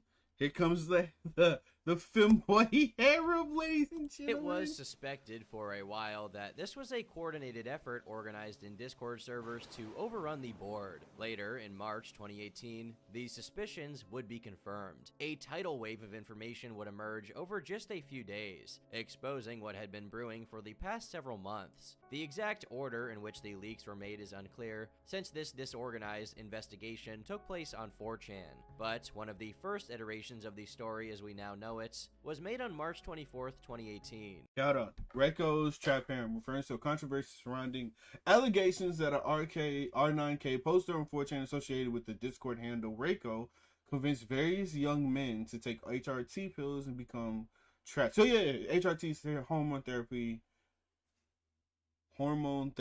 pills. Hormone replacement therapy. There we go. According to the allegation, Reiko forced several R9K users into his harem by persuading them to share nude pictures of themselves after they had taken the hormone therapy pills to prove that they were taking the drug. These were subsequently used to dox and blackmail the victims, although this was never confirmed. Yikes. Jesus, holy crap. And one of the things that got, you know what? I'm going to assume, this is me making this assumption, right? Is that the majority of the people who he forced or whatever had to be teenagers or young adults. Because I can't imagine if you're already in your late 20s onto your 30s and beyond that you would be convinced to do any of this. I can't imagine. I'm almost positive that these were teenagers. Yeah, we says very young men to take hormone therapy. So like I'm sure that there were some teenagers that participated in this, because you would have to be, your brain couldn't have been fully developed to actually partake in this. This is insane. An anonymous user posted the following: reminder that redacteds have been on a campaign to psychologically brainwash young and vulnerable males. Jesus, holy crap. Attached to this post was a screenshot of Discord messages sent by a user named First victim of the night. I won't rest until every sissy boy in R9K started HRT, or at the very least cross-dressing. Ugh. Less jeans in the world, the more traps for me. Less, oh, it's blurred out. Less blank jeans. Less what jeans? Why did he blur it? It had to be bad for him to have to blur it out. This is Tucky Tom. This had to be really bad for him to blur it out. Less jeans in the world and more traps for me. Insane. Reiko. They're talking to someone else named Haruka, saying, first victim of the night. I won't rest until every sissy boy on R9K has started HRT, or at the very least cross-dressing. Less jeans in the world and more traps for me. Attached to Reiko's message was an image of someone responding to him on 4chan saying, "Thanks Anon, I'll think about it more seriously," presumably referring to the prospect of transitioning. Either this screenshot was a fabrication, or there was indeed someone trying to push cross-dressing on R9K to satisfy their fetish. As more screenshots of Reiko leaked, the internet would soon find out that it was the latter. Another image was posted of Reiko listing all of the threads he started on R9K. Why haven't you transitioned yet, Anon? You won't have to be lonely anymore. What's stopping you from becoming the girlfriend? When will you— Oh my god. What's stopping you from becoming the girlfriend? Bro, some of y'all are just batshit insane. take the trap pill, Anon? I decided to become a trap a few years ago, and now I stopped being a hikikomori and am enjoying life to the fullest. But okay, so the thing that kind of makes me a bit concerned is the majority of people who transition, right? Especially if you were convinced to transition, it's not something you did of your own free will, end up self-deleting, okay? And that's what really concerns me, is if you convince somebody that they're not straight and they're not, especially if they're being doxxed and blackmailed into it, well, they're not going to be happy with their choices, because again, they weren't able to make the choice, and they end up self-deleting. Because if I remember correctly, hold on, I want to do research on this real quick. I'm doing live research. Is HRT reversible? Is HRT reversible? And oh, well, it is reversible. It's the effects of hormone replacement therapy are reversible if you start taking it, but the degree of which they can reverse depends on how long you've been taking it. Some changes may be permanent, while others go away when you start taking the medication. For example, breast growth and possibly reduced or absent fertility are not reversible. Guys, breast growth and absent fertility is not reversible. So just keep in mind, like, think about it like this, okay? If you were convinced to become a quote-unquote femboy, right, and you start taking HRT, well, if you start, you're gonna obviously start developing breast, and over time, when you stop taking it, that's not reversible. You're always gonna have that, and depending on how big they get and how long you've been taking it, that's not gonna be reversible. And if you've been in this dude quote-unquote harem for a certain amount of time, let's say maybe 3-4 years, well, bro, you're fucked. You're like absolutely fucked. That's actually crazy. These are all of our current threads. Again, he was discussing this with Haruka, who said, "They are onto us." In that same screenshot, Reiko says, "lol," laughing at the following angry response to his shilling. 3 of these threads are up right now, asking the same thing in the catalog. You are a predator, and I hope no joy ever comes to your life. You motherfucker. You can psyop your shit at Pole or Soch, but to push your sick fish on these lonely, depressed robots personally disgusts me. Hey, based? Based? The third screenshot takes place Oh, in a channel snap. called #TrapShill, suggesting that they dedicated a whole server to these activities. Reiko discusses how their operation is going with another user named Sorion. Really, it's unbelievable how they think it's just us. It's so dumb how they haven't figured out that there are loads of people I've got just to shill. So, Ray, how do you want to switch up the trap threads to avoid being filtered? Reiko: yes, we should do that. It's not very difficult to get past filters, to be honest. Just put random spaces, misspell things, etc, etc. Sorion: true. Really, R9K is so dumb, they'd probably suspect us of making it so our trap threads don't get filtered. Lol. Though I'm still wondering about the loyalty of the people I've hired. Reiko: I mean, you're What paying them the to do heck? such an easy thing. I don't see why anyone would go against us and f that up. Free money, pretty much. Sorion: while that's true, lots of people want to work for both sides to gain the benefits of the two. They want to gain my show money while gathering info. Some screenshots dated a few months earlier show the beginnings of this operation and the philosophy behind it all, if you can call it that. Reiko: want to join my harem Discord? You can help convince the femboys and traps there to take HRT. Screen cap everything the non-believers say. We'll have the last laugh. Yo, is that where the blackmail comes into? So, like, basically, I'm assuming, because I haven't watched this far into the video, And when I was pre-watching it, I didn't pay that much attention to it. It was like background noise, and the reason why I picked this video is I heard certain parts that interest me while I was doing some research for another video that I'm working on. And I decided that I was gonna, instead of just letting it play in the background, I was gonna react to it. But if this is going in the direction I think it's going in, right, then that means that they convince these guys to take an HRT, and then they screen recorded or screenshotted the conversation. And anytime the people who were what, that only did half damage, excuse me, anytime they tried to go back on the word, or they said they didn't want to do it again, or they had any concerns, they were probably threatened with the screenshots, right? That's probably what happened. Haruka, yes, this operation will be kicked into overdrive once I get enough money to pay shills to tell people to transition. Then we will create a world where everyone gets laid. A paradise. Reiko, tears of joy. Haruka, the world is poised to turn all beta males into those who will die as virgins or become redacteds and get laid. That's not true. That's not true. Because if we look back, I want to say maybe 100 years ago, and even further back, most men were getting laid. Because typically speaking, it's always been more men than women. Okay, I mean more women than men, right? So one of the reasons that is because most men end up going to war.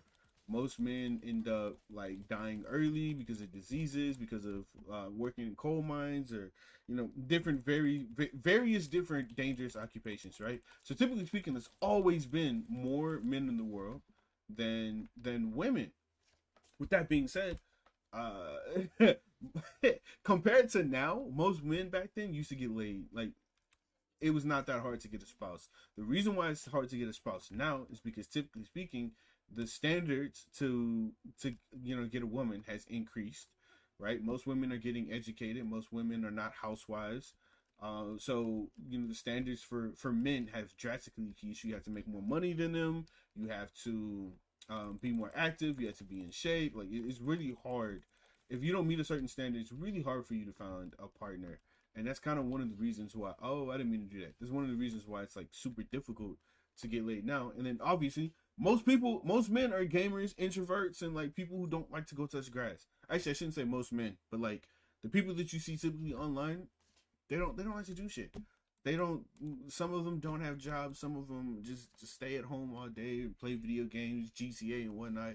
That's one of the reasons why it's so hard for them to get laid. And people in this community specifically are those type of people. Keep in mind, they're not convincing the entire world. They're convincing the people who's in this community, the people on 4chan, the people in their Discord. They can't do this to the world. They can't do this to normal people because it won't work. We will accelerate this future by converting all robots on R9K into male to female girls. Our job is to accelerate human evolution. In the future, 60% of all born men will be converted into T-girls with HRT and surgery if they don't have enough masculine features, or if their genes predispose them towards a life of rejection by women if they grow up as men. They are not men. They are girls. Parentheses, male. Haruka. In the future, there will be no Huns, and all traps will have a big set of nice boobs and curves and female bone structures. It's too late for the majority of us. I, for example, cannot transition since it would compromise my life socially. But other than that, I really believe I should be transitioning. We must encourage everyone who can Wait to a minute, do it. hold on. That doesn't make any sense. Wait. I, for example, cannot transition because it would compromise my life socially. So it's okay for you to not worry about your life socially, but it's not okay for everyone else. The people that that doesn't make any sense. So what about the people you're trying to convince? The people that you're blackmailing, I'm assuming, by the screenshots. It's okay for you to blackmail them, convince them, trick them into transitioning without worrying about their social life. Well, yours can't be compromised, right? That's Everyone who hypocrisy. can pass should be doing it. Many people don't get laid because girls are hypergamous, mostly because they're soy boys, and soy boys are basically closet redacteds. What? Haruka, when you post trap threads on Poll, some of them will say, "I want a trap girlfriend." The idea is inside everyone. We target these Poll redacteds and use it to turn Poll into redacteds. It will spread from these to the others. Haruka is talking about the prospect of the far-right users on the board / poll becoming fashy femboys. I don't know what's more cataclysmic, this or the time when /MLP and /poll fused into ML poll and became a hateful brony board. In any case, there was some question of how long all of this had been going on. If you were to look up the Discord username Reiko3333 on Discord, you would find that he'd been shilling, presumably this same Discord server, on R9K for quite some time. Most recently, in March 2018, he posted, "Recruiting traps, redacteds, and females for my harem Discord. Add me." God damn. Isn't that okay? Hold on, because I'm genuinely curious. Doesn't that fall under grooming? Isn't this illegal? Like, is this not grooming? Like, you correct me if I'm wrong. Does this not fall under the category of grooming?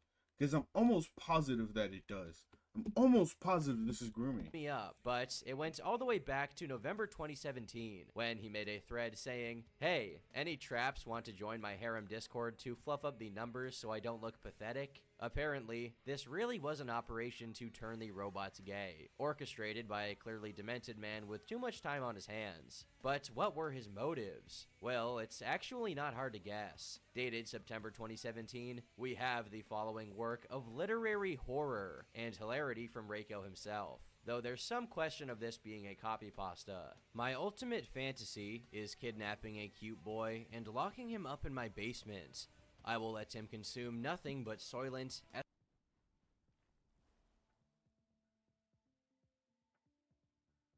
Pause. Pause. Pause. So he has a fetish. This is a fetish. That's all this is. This is a fetish. He's gay. Like, at the end of the day, he's gay. He just likes extremely feminine men. Okay? He's just like actually gay. Holy estrogen shit. and milk mixed with my...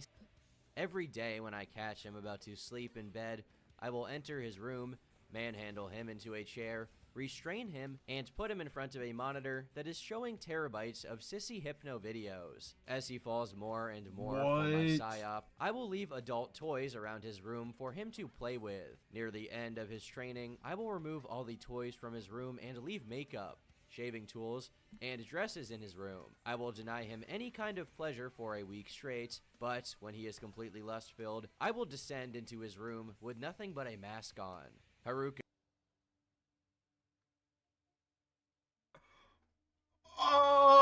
Oh my god! What did he say? What? Bro, this dude needs to get laid. There's no way. That's not real. That's not real. He has a kidnap and trans fetish. That's what it is. To the extreme. To the extreme. There's no way this is real. This guy can't be real. This can't be real.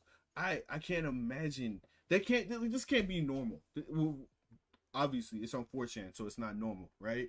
But I'm trying to picture what kind of person would say some sick shit like that. But again, it's on 4chan. Also, it sounds like it stopped storming, so hopefully the power's not gonna go out. But based. But holy crap! I'm at a loss for words. I'm genuinely at a loss for words. This is some insane sick shit. On the other hand, crap. explained their actions with the following. Most actual trans people need a push to end repression, and by giving that push, we can save them from, even worse, Hun status. Since you can't actually make someone trans, giving the wrong person a push is fairly low risk and harmless. Ergo, it makes sense to push and push aggressively. Point is, I think most of us wish we'd figured it out younger and would have appreciated someone pushing us. So we try to make the world a better place by pushing others. But I'm not sure about that, Chief. I'm not sure that's how that works, because keep in The problem is, it's not that transgender people, people who want to be trans, need a push, right? That's fine if somebody already made up their mind or is thinking about it, and you want to give them that extra push. Okay, that I don't care one way or another. That's that's all you. If they're already considering it and they genuinely believe that they want to be something other than what they actually are, that's fine. Okay, that's completely fine. But if someone is not having that ideology, someone's not thinking that way, and you force it upon them, that's something completely different. That's not the same. That's not the same. That's nowhere close to the same. But the most insane and anime villain-esque explanation of all came from a user on the server named Malfian. This same guy seemed to believe he was a wizard, which honestly is on brand with the message that follows. Those who find me often ask, will the spam stop? And what will it take for this to end? And I have an answer. The spam will never stop as long as normies infest my board. I've been here 10 years, and I intend to be here 10 years longer. The changes... Bro, we got a veteran. We got a veteran. He's been here for 10 years. A actual veteran. Holy...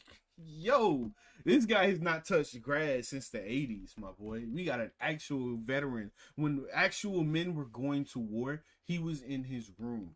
That's what he was doing. He's not seen the light of day. He's got curtains covering up the windows. He ain't changed his bed sheets in years. He hasn't taken a shower in weeks.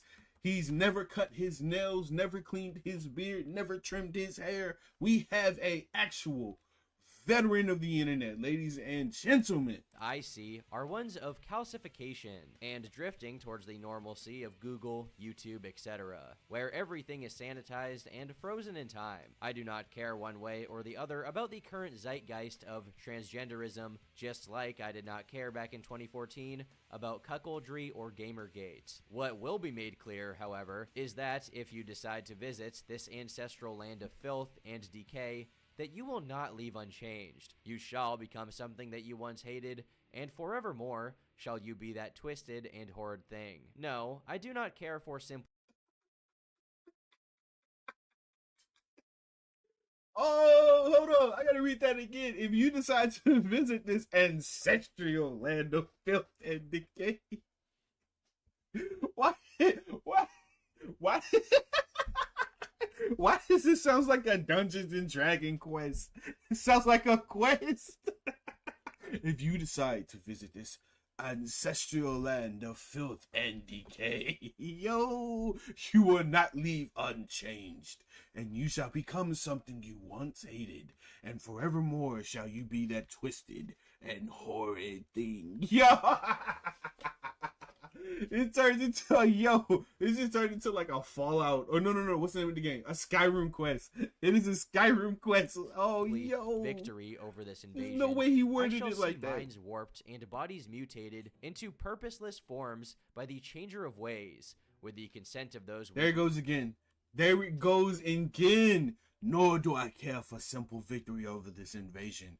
I shall see the minds warped and bodies mutated into purposeless form by the changer of ways. Skyrim quest is crazy. To heed the siren's calls, I fill the board with. There is no victory over the chaos we presently represent, but there is victory over the souls and minds of the visitors and the casual users of the board. I will not stop until every man who dares enter this holy place of ours is faced with a wall of knives, onto which he shall willingly fall upon, or a wall of needles, which will close in and mutate him into the abominations we love to laugh at. The trap spam has threefold purpose: to normalize the idea of trans people as a force in their lives, to confuse the users into seeing femininity and masculinity where there is none or both, and to convince the users of a prevalence of these ideas in outside society. Those that actually do go outside and see the world for what it is know that there are nowhere near as many traps as are presented, but chances are if they go out that frequently,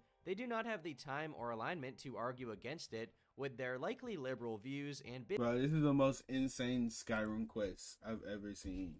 Bro went and played Dungeons and Dragons one time. He played it one time and it forever changed his life. It forever changed his life. Yo, like, I understand what he means when he said like this guy claims to be a wizard. Like there's no way this guy's got that Lord of the Rings shit going on. This dude, this guy is Lord Voldemort. Yo, those who actually do go outside and see the world for what it is know that there are nowhere as many traps are presented. But chances are, if they do go out, and frequently, they do not have the time nor alignment to argue against with their likely liberal and busy schedules. Schedules. Insane. If the mods act against us, there are countless countermeasures against them. If the users act against us, they shall not emerge unchanged and unbroken in spirit. If the newest and best abominations change, then we'll just change gear like when we stopped the cuck spam to start the redacted spam. No. It still reads better than a Wuthering Waves quest. Yeah, actually it does. Wuthering Waves, the gameplay is fantastic, but holy crap, the dialogue is one of the most boring dialogue. Like, I'd almost much rather be reading Genshin Impact dialogue. Holy crap. No singular act can stop us. No group of people with the knowledge of our deeds and plans could ever hope to stop it any more than a storm spotter can stop a hurricane. We have been denied our home for too long now, and this present pain we all feel will be from places upon the backs of those who stand against the primordial. With this determination, we shall shatter Overton's window and scream to the highest heavens and lowest hells until the decision is made to turn the damned hole into a wall. And once more, may we know the peace. Okay, at this point, bro is just yapping. Bro is just yapping at this point. Holy crap. He's legit just yapping. This is not real. Bro, like, he got finished. He was inspired, okay? That's what happened. He saw Harry Potter. He got inspired. He saw, like, what was it, Ron Weasley? He got all hot and bothered by Ron Weasley heroic and felt the soy boy rise all up in him and just went on 4chan and Reddit. Well, this is not Reddit. 4chan. Went on 4chan and wrote like a little lore story, a little document, a little quest line for all the future Finboys in the world. That's what happened. That's exactly what happened. He decided to write his own little quest. His own quest for the femboy community. Piece of isolation. Insane. Along with these screenshots was a collection of 9 Discord accounts supposedly involved. R9K had all but confirmed the allegations of shilling at this point, which, all in all, seemed like a perverted, but mostly harmless and entertaining ploy. At the most, it was annoying for R9K users. And who knows, maybe a few people were converted into Reiko's femboy religion, but altogether, it looked more like basement dwellers trolling other basement dwellers and acting like Machiavellian puppet masters in the process. But the story doesn't end there. It would be mere days before more sensationalistic and sinister accusations about Reiko and his true motives started cropping up. On April 4th, an Anon made the following post on R9K. Join Trap Discord group. They ask me for a picture of me dressed up in order to join, showing face. Is like a cult. Everyone worships some redacted called Reiko. Turns out they've doxed me and have all my info. They're blackmailing me with the pic, saying that if I don't take HRT, they will mail it to my family and friends. There it goes. They've done this shit to numerous other people. What the f do I do now? Now, this post could be fake, but if it was to be trusted, the same Reiko that had been exposed before for shilling was allegedly blackmailing unsuspecting people into transitioning IRL. Now, there was only one message from Reiko about this in the original leaked screenshots, saying, at Waseru, if I don't have another picture of your thighs by the end of— Wait, pause. Wait a minute. Isn't this sexual harassment? This has to be sexual harassment, right? If I don't have another picture of the thighs by the end of the hour, I'll be messaging your mom about your little secret. That's sexual harassment. Holy crap. I never opened 4chan before. How is it? Toxic. Holy shit. It is toxic. I still have my MySpace account. You know, funny story. I'm gonna go on a tangent real quick. Funny story. Let me tell you a really embarrassing story, okay, about myself. When I was in middle school, this was 8th grade, I think. This was back when like MySpace was still a thing. I didn't have a MySpace account, so I had asked my classmates to make me a MySpace account. You know, I was in the process of making a MySpace account. I didn't know what to put on there, and I had to go home. Okay, my parents came and picked me up. Now, I was not very popular in middle school. It actually wasn't until high school where I started to get like a huge wave of popularity. But in middle school, I wasn't very popular because puberty hit, and I was really awkward because I couldn't adjust very well. But I had these quote unquote friends make me a MySpace account, and or rather they finished my MySpace account. I had started it and they finished it. I get home and I take a shower, I do my chores, whatever, and then I ask my mom, "Yo, can I check my MySpace account?" And she said, "Oh, I didn't know you had a MySpace." And so she opened it up and she looked for me. And when she looked at it, what they had did was they had made it the most gay MySpace account of all time. I'm talking it was like really gay. And like we had to report it to the school because like my mom was like, "Oh my goodness, my son's getting bullied, blah blah blah blah blah." And I mean, like, there were grown men reaching out to me, reaching out to my MySpace account, and it was just like I never hopped on MySpace ever since then, because it was just like it was so traumatizing, because it was just like, okay, this is what they think of me and this is what they think I'm into, and it was like really traumatizing. I don't talk to anybody from that school actually. Thinking back on it, like fuck those guys. It was like the most embarrassing thing I ever went to, because you gotta keep in mind, when they made that MySpace account, they sent it to like everybody in our class, everybody in our grade and whatnot, and it was just like I had to deal with that for the rest of the year. It was crazy. So that's why I've never really fucked with MySpace. Like after that, Facebook came out. I made my Facebook profile. We were good, but MySpace, ain't touched it. I will be messaging your mom about your little secrets. Although, considering Waseru was supposedly one of the people involved, it was probably a joke. However, in another screenshot, Reiko mentions he has 3 servers, one being the trap posting server, and another one he calls the harem. This recalled his earlier post on 4chan about his Discord trap harem, which lent more credibility to the idea that he was rounding up people in servers to exploit them for his own gratification. However, Anons needed much more evidence than this. Well, another person, also on April 4th, posted something slightly more concrete, an image of them with the name Reiko written on their chest, as well as the phrase PSN owns this, with an arrow pointing down into their pants. What the what? Bro, if y'all do, listen, I don't care how much you love somebody, I don't care how much you into someone, do not, unless you get married, that's the only way I can like actually justify this kind of stuff. Do not tattoo, do not write, do not do nothing to your body that says you belong to somebody else. Do not do that. Is the most cringe shit on the entire planet. Do not do that. Don't do that. It is insane.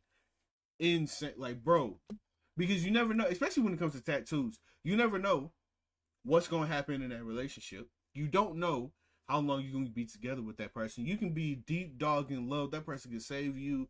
That person can give you everything you ever want. And then 2 months, 2 years down the line, that person cheat on you and you feel like it's the end of the world. Don't do that stuff, dog. Don't do it. Even if you get married, I still wouldn't encourage you doing it. I still wouldn't encourage it. Don't. Unless it's your kid's name, based, okay? Based. But someone you're dating, don't do that. Along with this, they said, "Here you go. Reiko made me write his name on my body. I literally don't know what to do." Other images also surfaced of people writing Reiko's name on their bodies. These rumors and allegations spread like wildfire. People hated the trap posters already, and this justified their loathing and suspicions that these people were unhinged creeps. Plenty of threads were started on R9K to discuss, investigate, and collate info about the subject. Anons made videos and posts on other sites to summarize and further propagate the story about Reiko and his harem. Guy called Reiko and his pals gain the trust of boys with physical insecurities and get them to dress up in girly clothes and send pictures. Once these people have been doxxed... Hey, high key though, do y'all hear that background music? That background music go hard. It go hard. They are blackmailed to take HRT, or else their pictures will be sent to friends and family. We all have friends, family, and colleagues who browse R9K, an image board for young lonely lads to talk about despair and cry everywhere. But they are at horrendous risk from scammers. Yes, that's right. These furiously fetishing fiends are seeking vulnerable R9K bots to turn them into their little sissy boy slaves, using all sorts of— That's crazy. That's crazy. Holy shit. Also, this is something, reading this is something that kind of throws me off, right? Is if you're being blackmailed to take HRT, you're being blackmailed to go into like some form of transition. One of the questions that I currently have is like, how do you hide that from your family, right? Because obviously your family's going to start to notice that you're becoming, if both your parents are in your life and you're close to your family and you have brothers and sisters, how do they not notice that you're starting to transition and become more feminine, right?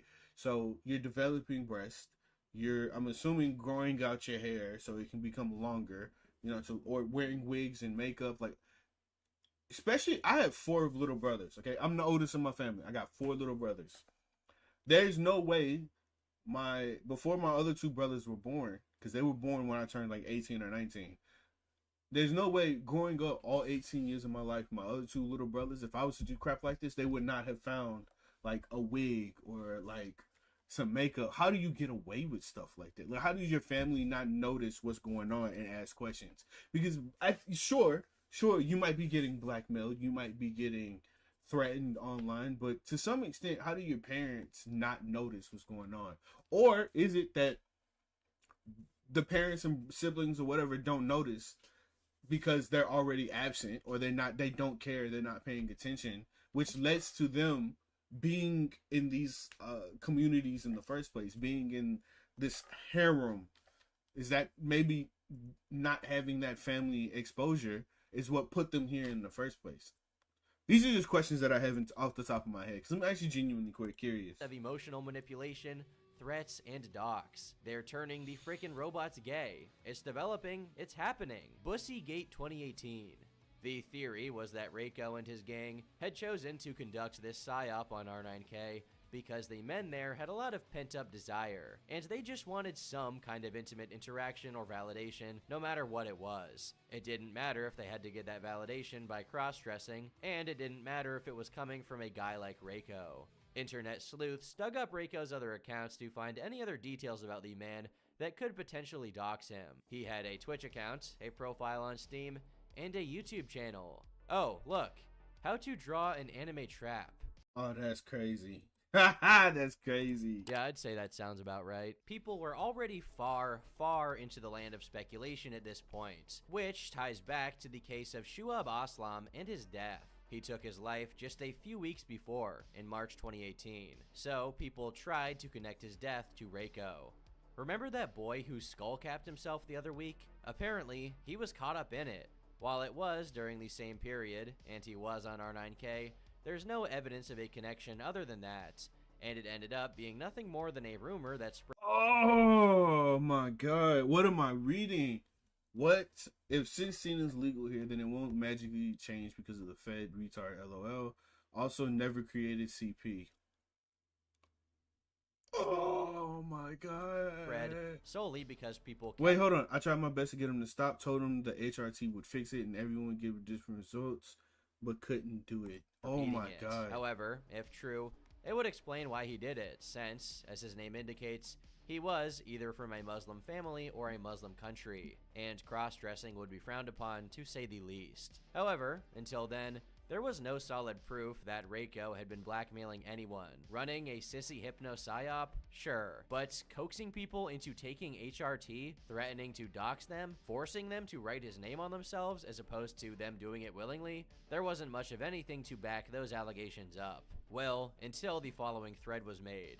Hello, I have proof of blackmail.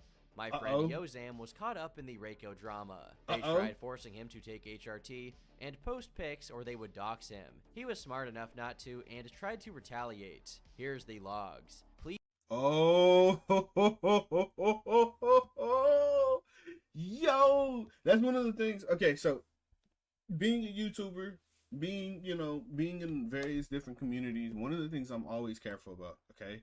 And the couple of videos that I'm working on, is I talk about this as well. Okay, one of the things I'm super careful about is however you see me online is more or less typically how I am in the real life. Okay, I frown upon shit talking people behind their back. I genuinely frown upon it.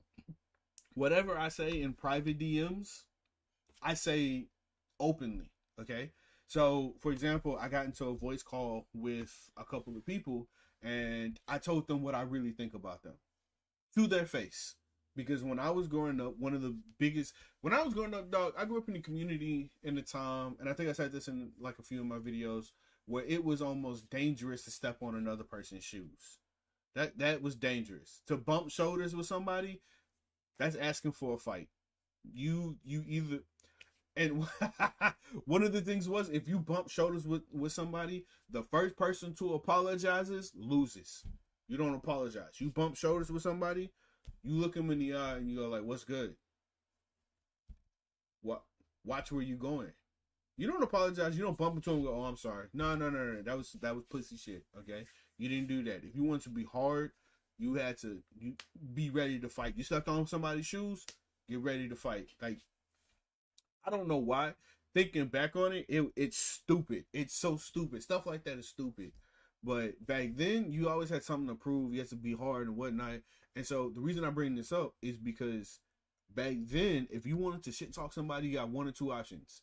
One of those options, you have to do it very, very quietly. And if somebody finds out about it, you say you didn't do it. You didn't say it, right? And the other option is you were very brazen about it. And if people ask, "Yo, did you say this?" You go, "Yeah."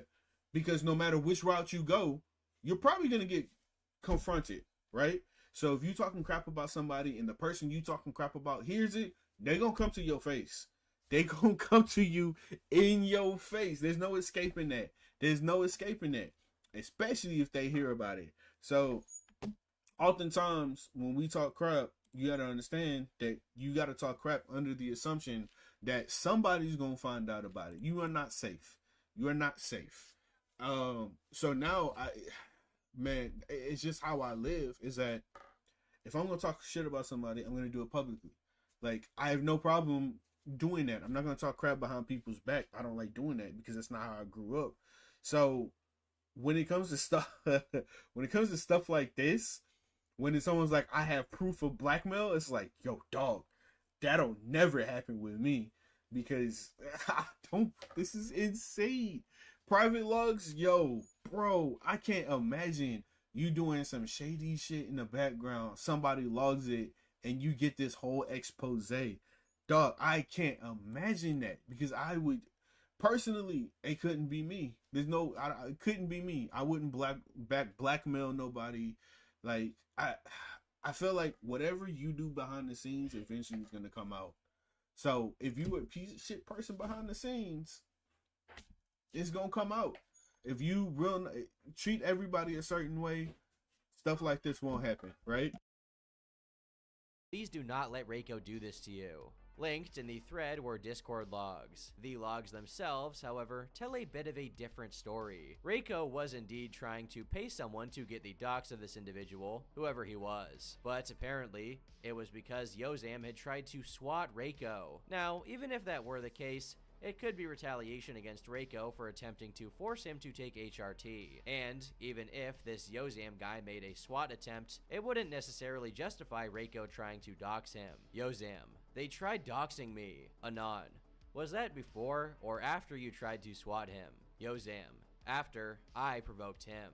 He also posted some not very legal things, which drew the ire of Haruka. Anon, so basically, how did you find out about this stuff? I heard they were paying you to post threads, but you went turncoat. Yozam, what? That's a myth. Haruka and Reiko hate me. Reiko hates me because I wanted to SWAT him. Haruka hates me because I posted some not very legal things and I'm friends with a scammer. In other screenshots, Yozam affirmed the claim of HRT blackmailing, but did not provide any proof other than his testimony. Anon, so they did try to blackmail you into HRT? What age were you then? Yozam, this was a couple months ago. Actually, more like 2 or 3 weeks ago. Yozam, after they threatened me, I retaliated. It's why they hate me. Yet again, the investigation was inconclusive. The person that would show up to help try and settle the matter after days of controversy was, surprisingly enough, Reiko himself. He gave an hour-long interview on a Discord server, wherein he gave his own, obviously biased and potentially dishonest, account of events. He came clean about many things. They were, indeed, paying people to spam the board with trap threads. But like we found out that Mongo is like rich off crypto cash or something. She has paid a people to post. I don't know the payment details. I don't know how she pays them. I don't know if she pays them by thread. I don't really question her too much because she kind of I don't know. She's nice, but a little lots of too.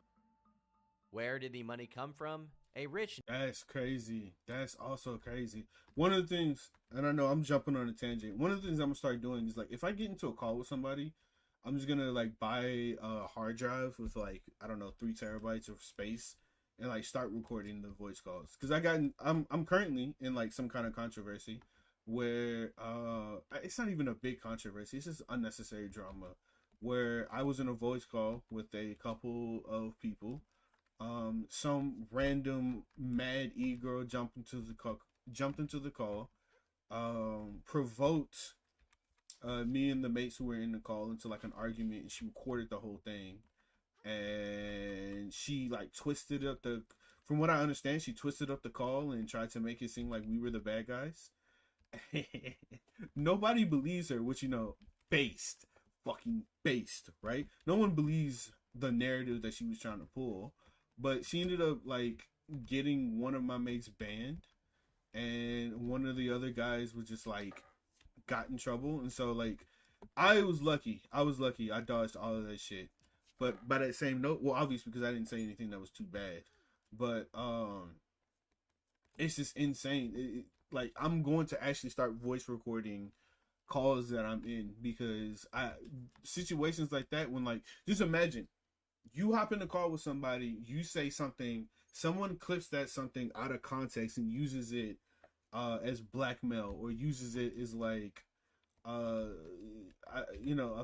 just some way to make you look bad. That's actually pretty dangerous, right? And I've seen people get canceled over out of context clips. So this is smart that somebody actually voice recorded the call.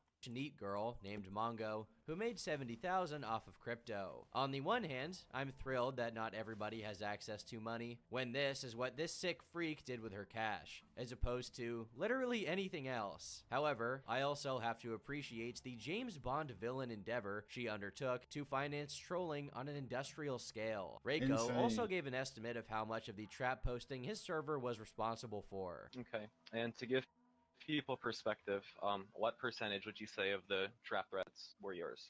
I would say probably 15 to 20%. As for the images of people with his name written on them, he confirmed they were real and that he wanted them to do so. But according to him, it was entirely voluntary. Yeah, he's basically just asking why there are loads of traps with like your name written on them and like other people's names and things.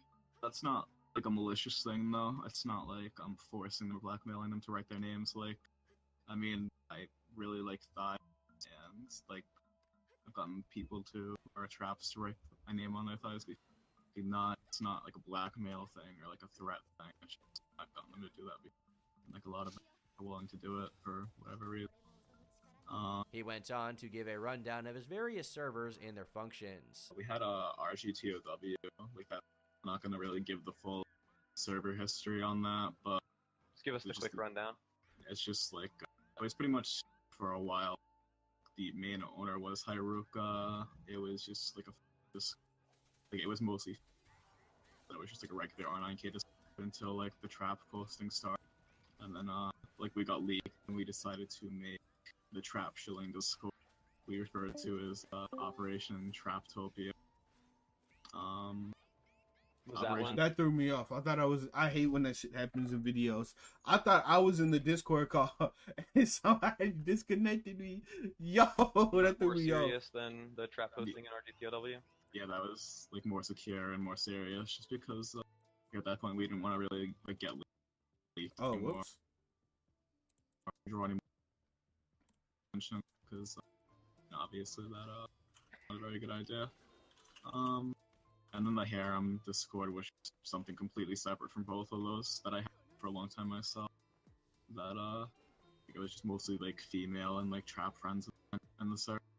And like it was kind of dead, honestly. It was just like fucking around. We would play games and it really wasn't that special. There was no blackmailing or like manipulating. Most of the people in there were like my age or older, too, no teenager.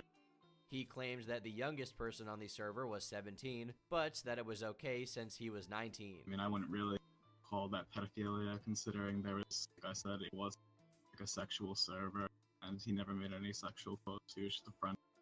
Like, it's not like it's a fucking age gap between us. It's not like I'm like 30 years old hanging out with like 17-year-old like fat. It's like I'm only 19. Reiko also gave his version of the Yozam situation. According to him, Yozam was a 15-year-old, and the not very legal things he referred to as having posted were CP. Reiko supposedly only wanted to dox him to contact his mother and get him off the internet. However, that's relatively easy to debunk from the Discord logs, which don't show him being concerned at all for Yozam's well-being, just vengeful over the swatting attempt. Reiko, of course, denied blackmailing anyone or doing anything criminal, but he still stated what he did was maybe kind of wrong. I mean, I believe for the most part, like, I did wrong, like, I'll admit that, and, like, that's mainly because, like, I don't know, I came back to bite, like, a bunch of other people in the ass, just, like, random people. Like, I think that, my intentions may have been extreme, but it really for the best overall. I mean, I did, my intentions were for the best. Obviously, it did not work out very good at all. It just made the board even worse. But I mean, I don't know. I just wanted the board to be better at the end, really. Just a little oopsie, right? All in all, it came off as pretty convincing. He denied some stuff, but he also confessed to other counts. And it seems like a believable story, that he was indeed a shill, but people fabricated the worst stuff about him to take him down. Or maybe not. The following screenshots from Reiko's server leaked. Reiko, bullshit level 1. Again, bruh, look, if you jump into my servers, everything's public. You can see everything. There's no such shit going on. I'll never understand how people can create these private servers. And this is the same thing that happened with, what's her name? Caffles, right? You create these private servers. You invite all these, bro, it's not even Caffles. It's like within like the whole, what's it called? The Bez Yes community within Shub, right? It's these all, whenever you create a private server and you invite multiple people into the private server, well, guess what? You run the risk of that private server being leaked. I don't especially if you create the private server for the sole purpose of shit talking, shit posting,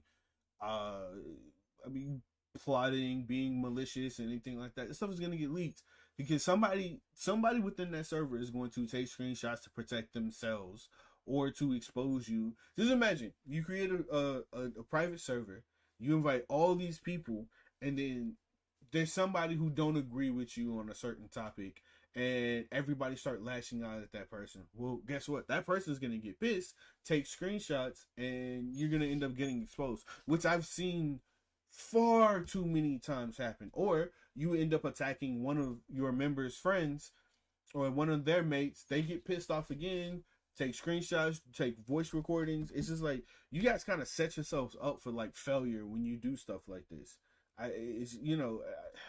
Bruh, I wouldn't make servers like this just because I know for a fact somebody would 100% blackmail you or 100% expose you or something like that. It's just not worth it. 100 right now. Hee hee. Renee. Lol. Yeah, they're buying it. Reiko was lying through his teeth for the entire duration of the interview. When the people in the server found out someone had leaked Reiko's confession, they started freaking out, saying, "Reiko, he leaked you saying that you lied about everything." Once Reiko found out, his reaction was what you'd expect. Probably Okay, freaked out. well, I'm legit screwed. Like, this actually really screwed me. He linked a thread on R9K about how the blackmailing was real and said, "These leaks legit killed it. Like, it's completely lost." To some, this affirmed that he had indeed been blackmailing people the whole time, and he was having a mental breakdown, realizing now that his lying had been exposed. "I'll be homeless. I have no family. If I get swatted, unironically, I think I'm going to pretend to reach for a gun." There was no proof of blackmailing at that point other than him saying that he lied, which could have pertained to any of the numerous claims he made in the interview. To many Anons, this reaction is what ended up sealing his fate and entirely exposing him. However, another attempt was made at a cover-up by Reiko's associates in an article by the Daily Dot. They admitted to doing trap shilling, of course, but the blackmailing was the real issue at hand. Hold on. I just tamed a phoenix. Bro came in chat off topic. It said he just tamed a phoenix. I'm assuming you're talking about Ark Survival. Bro came in talking about he tamed a phoenix, bro. What?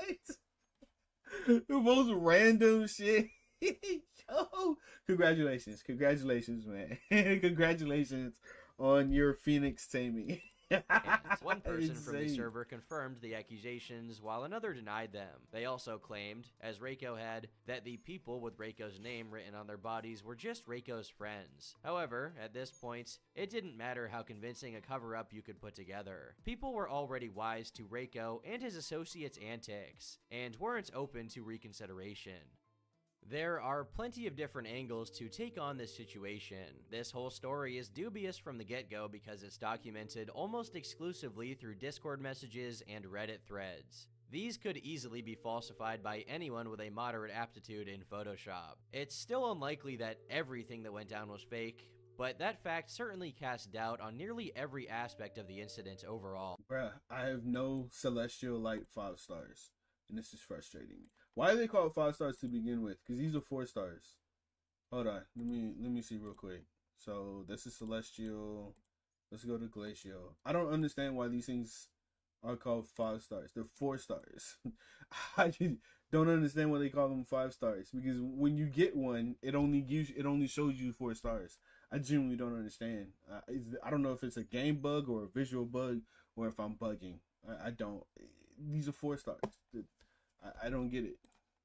One possibility is that all of the allegations were true. Reiko was blackmailing people into transitioning by threatening to dox them and share whatever images he had already obtained of them. Evidence in this corner are those who claimed he did so, as well as his own admission that he 100% lied in the interview, and his freakout when he thought people had confirmed the blackmailing allegations. Another option is that Reiko wasn't blackmailing anyone. Other people started that rumor. For example, people who were sick of the trap threads and created a conspiracy to shut the whole trend down. However, why would he say he lied in the interview? Still, another possibility is that Reiko himself was the one to start the rumor to make himself look like an anime villain. Although, how much more each chest can we expect? Imagine you do all that just to look like an anime villain. That's a crazy theory.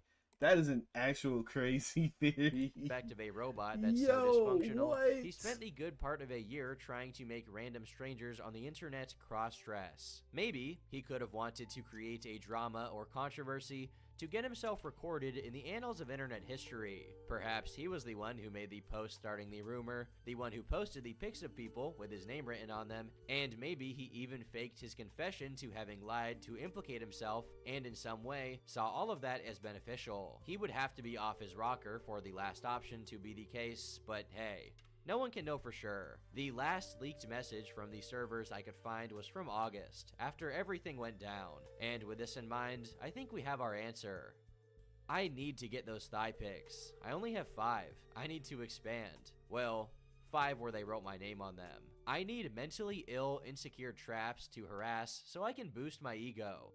What? Bro, what? Is he trolling? Is this a troll? Is this an actual troll? He's got to be troll. This can't be real. He's not a real. This is not a real person. This isn't a real person, okay? This can't be real. There's no way. There's no way. He only has 5 thigh pics. Needs to expand. Need mentally ill secure traps to harass so I can boost my ego. Holy, who writes crap like this? Who writes stuff like this? Holy shit. I think he's mentally ill, right? Is that transphobic for me to say? Well, he's not. He didn't transition, so I don't think that's transphobic. But that has to be a form of mental illness, right? For you to have, or psychotic. There we go. He has to be. Trying to think if it's a sociopath or sociopath. Sorry, psychopath or sociopath. I'm pretty sure that's sociopathic tendencies, right? Not necessarily psychotic. It has to be sociopathic tendencies. Discord servers and 4chan boards are home to depraved enough activities on their own, but somehow get orders of magnitude worse when they join forces. Feeding 4chan users, especially from one of the more notorious boards like R9K, into a Discord server is just asking to create a cesspit of troubled individuals who are up to no good. That, or a group of mentally ill outcasts who can easily be manipulated and exploited since they have no support system, friends, or family to check in on them. In fact, one of the first steps cults take to prepare their victims is to isolate them from their loved ones and society as a whole. Lucky for the psychopaths of the world, there's a large demographic of people online who are already isolated, with no effort on their part. On that note, let's just pray we won't see any more crossover episodes of these two platforms in the near future, because, while intriguing, they're also highly disturbing. I've been Turkey Tom, thanks for watching. And until next time, leave me alone.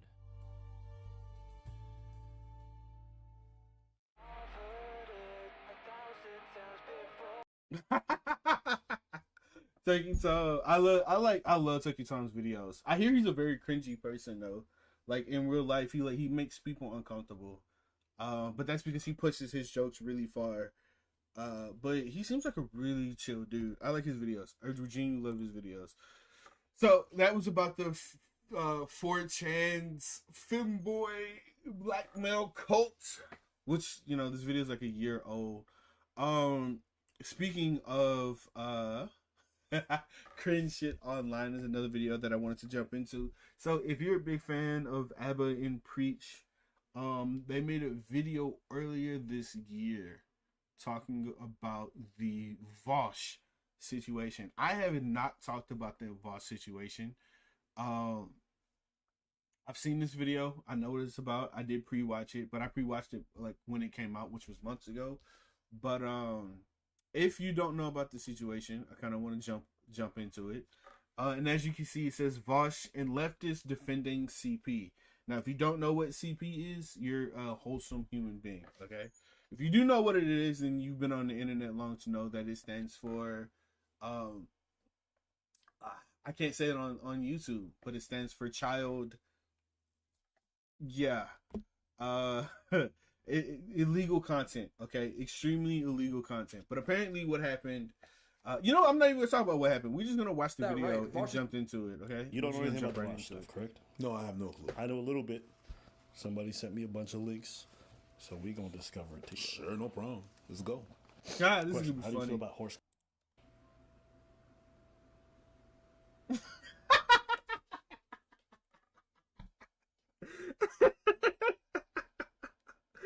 Oh, Preach's reaction is perfect. Oh, his reaction was perfect. For you who don't know, because he bleeped it out. He says, "What do you think about horsecock?"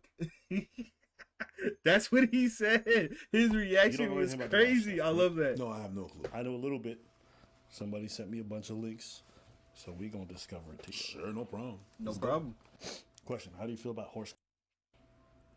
He's like, what did he say? All right, good start. This how we gonna start? That's where this starts. So some guy was streaming, and he was going through his folders, and he opened one folder, and he goes, "Whoa!" He starts panicking. Because there's a... Now, if you don't know who Vosh is a political commentator, debater. There's like Hassan, there's Destiny, and there's Vosh. He was one of them people, left-leaning debate guys, okay? Vosh is the third largest left-leaning political streamer. He views himself as an intellectual mastermind. My moral principles are rock solid. He harassed a girl and then said she doesn't even deserve basic human rights. Poppy is not worth apologizing to. She is barely worth the intrinsic human rights to which all human beings are endowed, okay? She is a disgusting human being.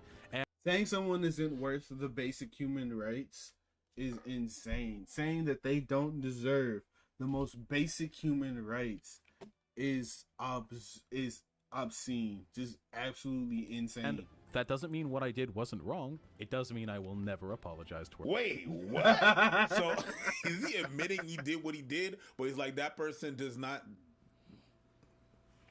Am I okay? I'm okay. I thought this is a weird one. Was it a retarded child? He thinks he's so smart that he actively tries to justify for CP just for fun. It is possible for an adult and a child to have a sexual relationship and for it to have positive outcomes.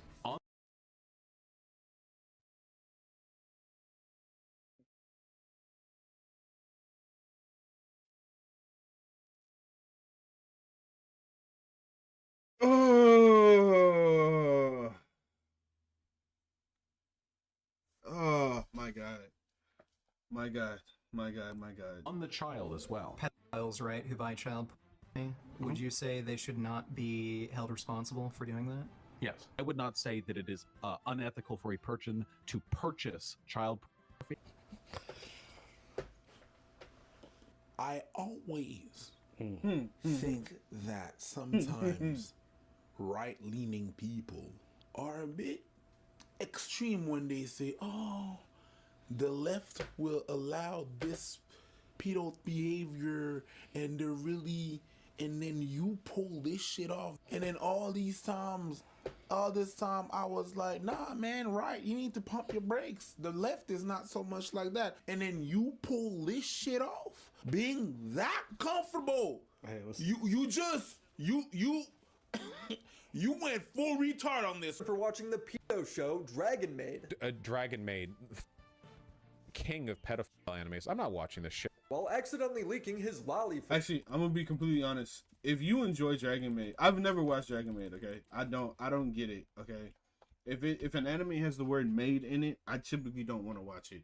But I've seen pictures of the characters within Dragon Maid. I don't get it. I don't understand why people enjoy it so much. But by that same notion, okay, let me just say this really quickly. Some people do not deserve a platform. Okay, some people do not deserve an actual platform. If you are going to go online and say cringe shit like this, you don't deserve a platform. I can't. Folder. This is an example of the kind of structure that I'm referring to. And having his girlfriend draw the exact same childish anime character with eyes rolled into the back of her head, mouth open, blushing. In his folder is a character that is 12 years old, as well as other young depictions of girls sucking horse wieners. Vosh wants to be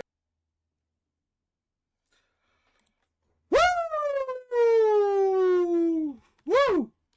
Okay. Yeah. I told you it's gonna get wild. It's gonna get wild. I told you. a horse, by the way. I'll make it clear. You can write this down. I want to fuck a woman as a horse. None of this is a secret. To be clear, many jokes have been made about this, but I stand by it. My moral principles are rock solid. Hey, listen. Rock solid, I guess. Horse and rock solid should never be in the same phrase. He went Leroy Jenkins on all of us. Since this has all been exposed, Vosh has been posting about Midna, the childish girl from Zelda, saying she's hot. Asking people in Discord if they've ever used a mime, and then saying hot when someone says they were a victim. This is Vosh. Why do you want to be the No. That's not okay. That's not okay. That is not okay. The character from Zelda, that's not okay. No, you can't be real. He's not real. He has to be a fucking cartoon character. This is not real. Horse, Vosh, because then I'd have a giant dick. Okay, couldn't you have a big dick the other way? Well, yeah, I could. Like, yeah, I could have a big dick hypothetically in any variety of scenarios, but then it wouldn't really be a horse dick. Well, you could be a human with a horse dick, yes, but then I wouldn't have that powerful stallion energy using it. See, talking about CP is very important to Vosh. He does it year after year. If the offender is consuming child porn without paying for it, if you're not paying for child porn, if you're just getting it, there is no moral or legal argument against that. That doesn't also like rope in you guys for the. Hey, I would never. yo.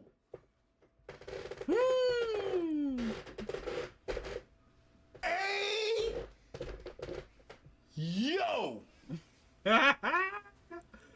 Woo! Don't. Can I say it? Don't. Can I say it? Say it. This is a sickness. You need to say of the highest order. Yes, it is. It is deviant, therefore we don't want it. No, we don't. Back in Uganda, this one, he would not have lived another day. No, he wouldn't. He has said he wants to watch their mental health. Mental health. Huskak. My friend, Sapapaya, you are lost, huh? You have decided to get on the internet and say, please put me in jail. The police are coming for you. The police are coming for you. We are never going to forget this one. You're going to apply for a job. You're going to say, there is no horse cock here. There is not part of the benefits. You are not getting employed, my friend. You are deviant. Therefore, it is sick. And this is what Obama wants to bring to our children. For them to enjoy the horse. We do not want it. Stagafulizer. Stagafulizer. Poof. Aleo. We shall, but this shit. I'm not even gonna give much commentary. I'm gonna be honest with you guys. Dave. Like, you know, on the whole topic of like children and stuff like that, like this is so inflammatory for most people. Yeah. This guy using the most inflammatory take and like expecting any kind of goodwill from people is insane to me. But you know, this is a topic which if you want to cut through, it ain't butter, baby. It ain't butter. You trying to cut through a rock. So make sure you got some kind of crazy bone saw. You dig? Now, since you wanted to cut through this thing with a butter knife, now you getting fucked up and your tools get fucked up. I don't feel bad for you. That's your own stupid ass. It's crazy how these people are claim to be some of the highest IQ people, but the way. Also, one of the things is like, there are some things you need to keep to yourself, okay? There are some things you need to honestly keep to yourself. You need to keep this shit to yourself. This is not something you should be saying online, okay?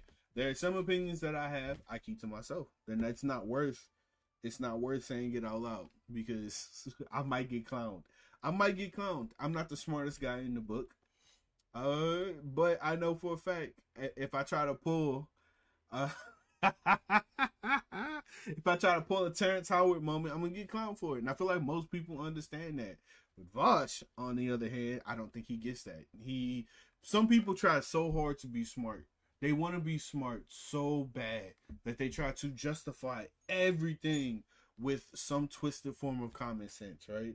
That's one of the biggest issues I've seen online is that people, they want to be smart, they don't want to be wrong, but they end up saying really messed up shit and trying to justify it.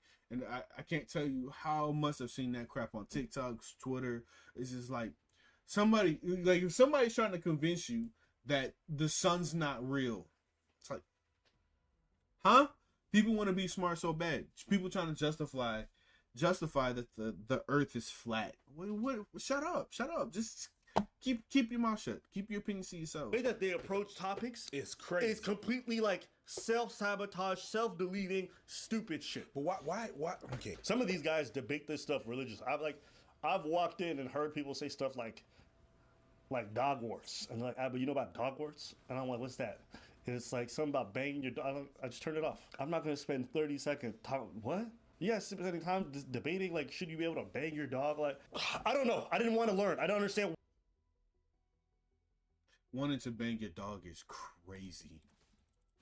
That's crazy. What it comes from, what it means, I don't want. There's certain parts of the online content creation world that I'm like, this is for the social rejects who have no ambitions in life. It has to be. Like, you got to be some level of like social retardation to be on here seriously debating like banging dogs. This falls into that line with me. The only words I know is hard. Last time I heard some guy debating like CP stuff, he was advocating for it, and the dude ended up being a guy who touches kids, and he went to jail. Just saying. Well, if it's to out yourselves, then I'm all for it. Just because it all you want. Fair. If you guys don't know what I'm talking about, I think his name was like Amos Yee. I saw an article of him being arrested. And I'm like, yo, did this guy spend years on the internet debating this CP stuff? And then okay. Make the argument that somebody who doesn't pay for child pornography but consumes it anyway has committed an immoral act. I would not say that it is unethical for a person to purchase child pornography or purchase blood diamonds. We've all tried to lolly at some point or another. I mean, they're both unethical. No, we haven't. No, we haven't. That's not true. That's not real. That's not real. I hate when people do that. They try to push their fantasies onto other people. That's not real. That didn't happen. We did not all jerky to lolly at one point or another. That did not happen. That's not real, my brother. That is something that you made up in your head. That is something you did. That's something you did, my boy. We did not do that.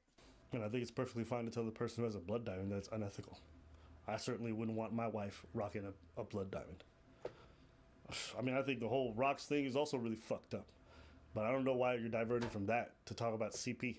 And I think you're like trying really hard to like make these equivalencies to make one okay because the other one is maybe more okay. That's weird. That's a weird defense. Instead of just saying both are bad, we should both outlaw both. Like, we allow this. So why don't we allow kids getting diddled?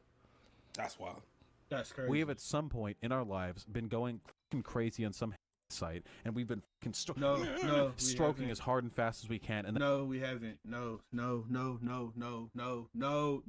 we haven't. And after we go back, look over our history chat, and we go like, oh geez, oh boy, some of these girls looked pretty young. Okay, I don't give a fuck. He's debated Mr.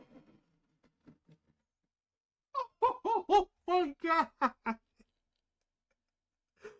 Oh, I need to start taking sound bites. I need to start taking sound bites for some of these videos, okay? I need to start taking sound bites for some of these videos because this is actually crazy. This is insane. I need sound bites of these. Girl who was I don't give a fuck. I need that sound bite. Yo. Banned for being openly attracted to 11-year-olds. When I remember your review of Cuties, and my problem with Cuties is making those kids do the type of entertainment. I think it's wrong, whether it's legally right. I'm not the free I think speech. it's wrong too. Yeah, I think I said that in the review. Why did you say the girls were attractive? And maybe I misunderstood. Okay. No, because they were. But listen. Ah.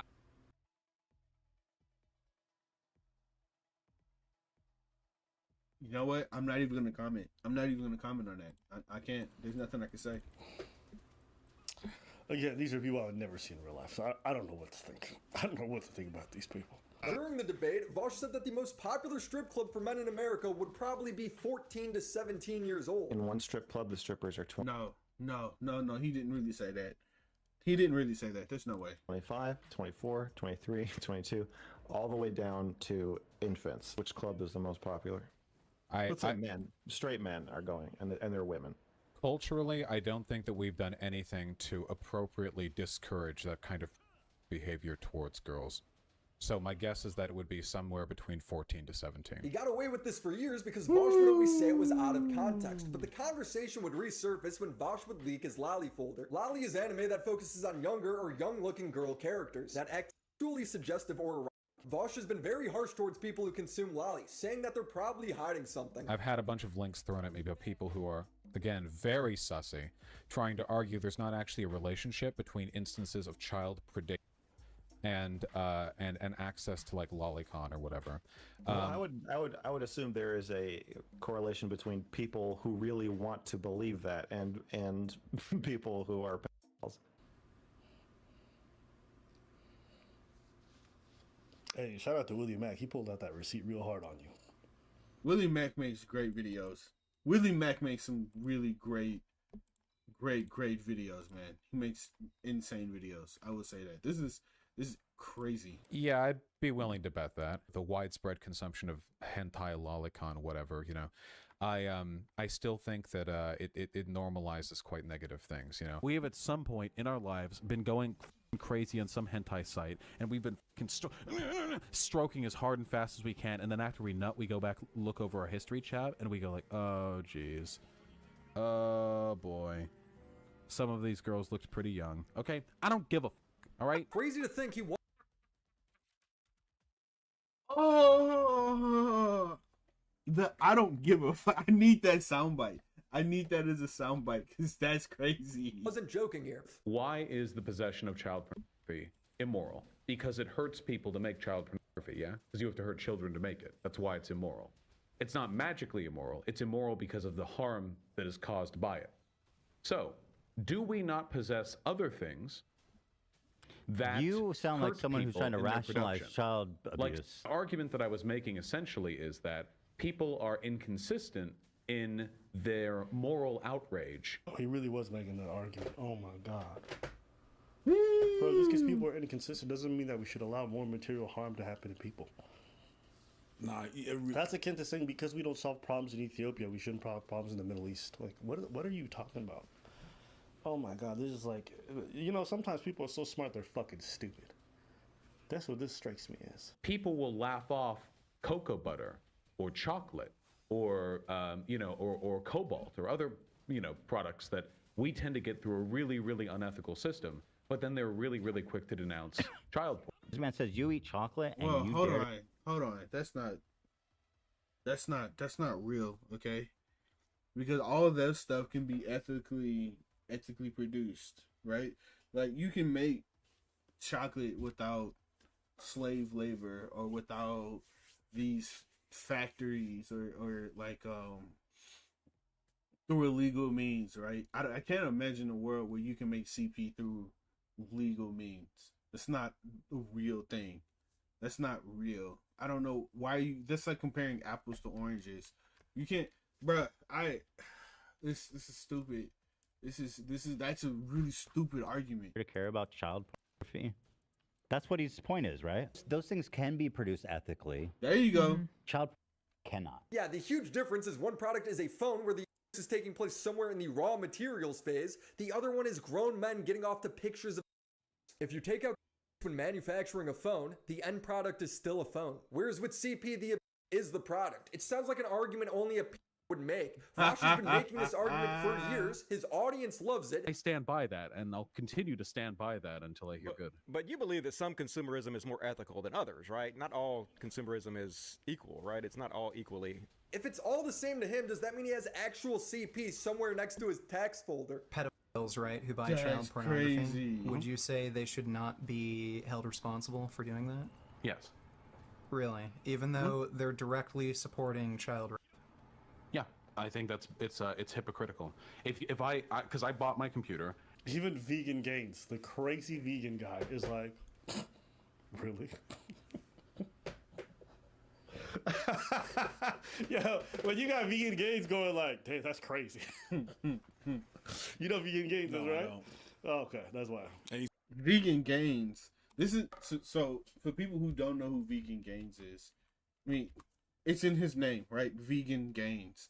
He's the guy who like says he hate babies, and like he would kill babies and whatnot. Like this is that guy, right? And that anyone who's not vegan should be killed. That's Vegan Gains. That's that guy right there. He's crazy. He's the craziest vegan you can imagine. Was farmed in Africa by slaves.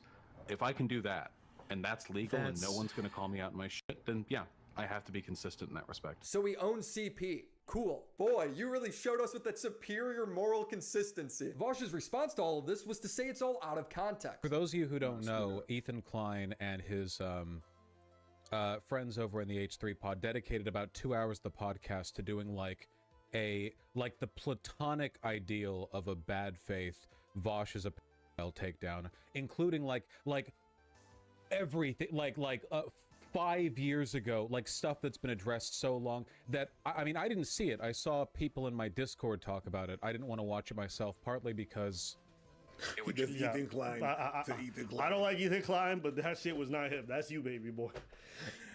Yeah, you know what? No, Ethan Klein has 100% bad faith, but right now you are not helping yourself. Absolutely not. You are not helping yourself. Don't put that on Ethan. That's you. Take accountability. It's like you gave.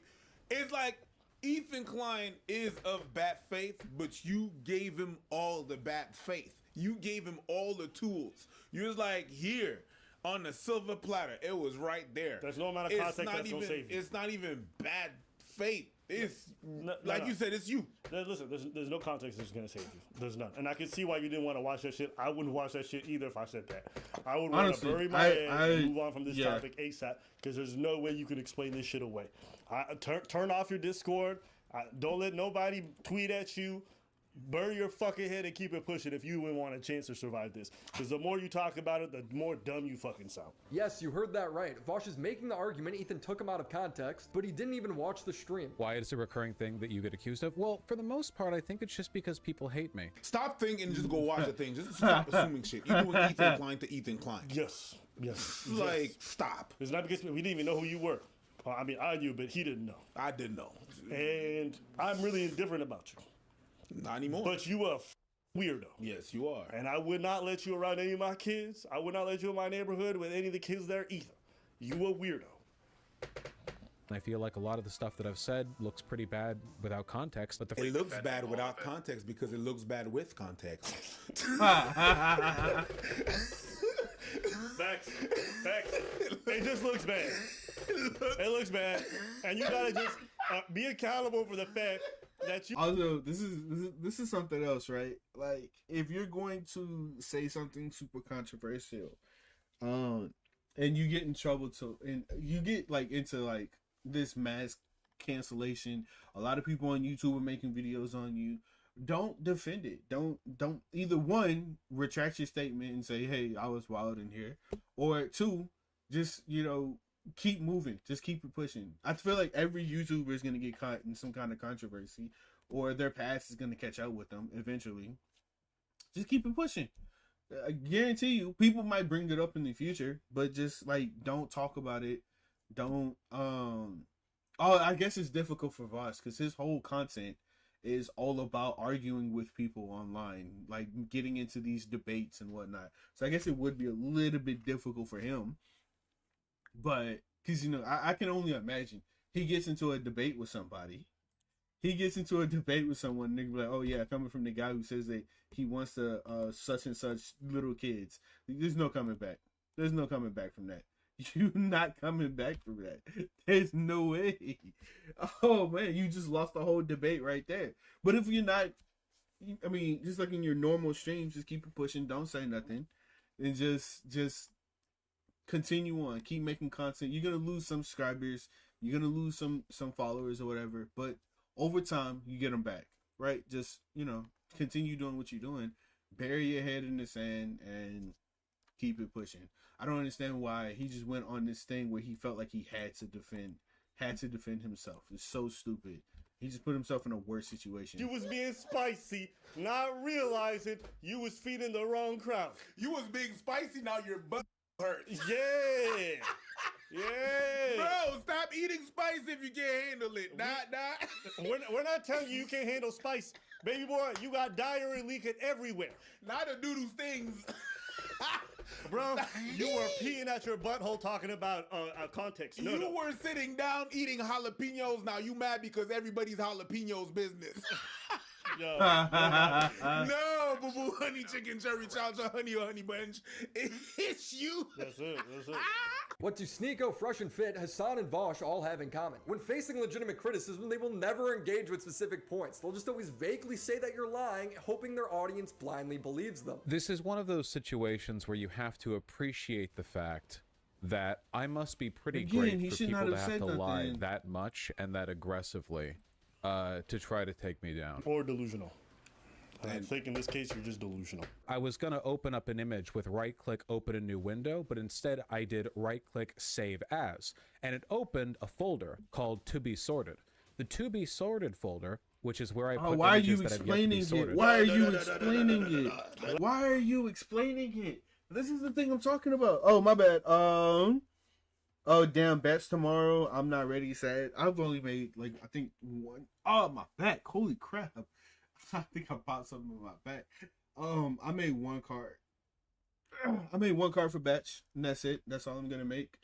If we're talking about batch, it's upsetting. Like, I saw some of the cards for batch. Whew. I mean, good luck. Good luck, my brothers and sisters. Shub is not what it used to be, and it is unfortunate. But as I was saying, why I don't understand why he's defending something that's indefendable. You can't defend it. There's nothing you can say. There's like this kind of stuff is just like bury your head in the sand. I don't know how to like say it in easier words, right? Bury your head in the sand. Just keep quiet and shut the fuck up. Honestly, shut up. Don't talk about stuff like this. This is the kind of shit that gets you in trouble in the first place. And he defended it. He actually defended it. Oh, Let him finish his explanation. I can't because the bigoting is shifty. Hey, listen, let him finish his explanation. Stop judging. Let the speak. He played a thing. All right, let speak. In case the name didn't indicate that, was the place that it went to because the file type of the image, which was like, I don't know, JPEG or something? I don't know. JPEG? Come on, dog, really? When all people want to know is why you have a folder full of lolly. The last image that I saved to the to be sorted folder was an image of Marcel from Dungeon Meshi being roasted by Gordon Ramsay while cooking a mandrake. To be clear, it's all What? porn with 3 more folders that contain more porn. Hold on. I'm sorry. I think people who beat it to GIFs and JPEGs should be jailed. That is. I agree with that. I don't understand how guys get off to pictures. A picture is just like a standstill picture. GIFs, pictures, I don't understand. How do you get off to a still image?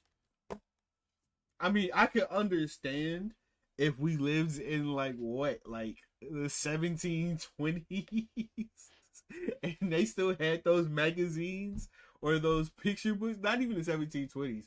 We talking like 1890 or the 1900s and like early 1900s where like adult magazines were still a thing. I could understand if it was back then. We're in 2024, my guy. We have actual adult content movies and videos. How do you... I'll never understand that. That's so crazy to me. Weird. That's foreign. I don't understand how people download a GIF and beat their meat to a 3-second clip on repeat. GIF. That's actually the pronunciation. I used to think GIF. It's GIF. Base. It's GIF. It's GIF. But No, it's GIF. I'm just yeah, talking shit. that's weird. Like, you don't ever want to relive things in your life, like 3 best seconds of something in your life. Nope. And relive it over and over and over and over and over and over. nah, these guys are weirdos, bro. These guys are weirdos. Eventually, Vosh's chat would pressure him into addressing the lolly. Of the images that showed, 2 of them were from the same artist. 2 of them, those from that artist turned out to be a lolicon. One of the 2 images... He's making it sound like there's only 2 pieces of lolly. No, there's tons. There's only 2 from that artist. I can't show to defend myself, nor would I encourage you to go look it up because this is a lolicon artist, so I don't want to direct you to that, you know? But one of the 2 images from this lolicon artist, okay? To be clear, one of them flatly did not look like lolicon. I'm sorry, you can say it's defensive. I think that's bullshit. I literally went back and looked. The chick is like 6 heads tall. It's a sexualized version of this VTuber's avatar, made by a fake... Oh, no,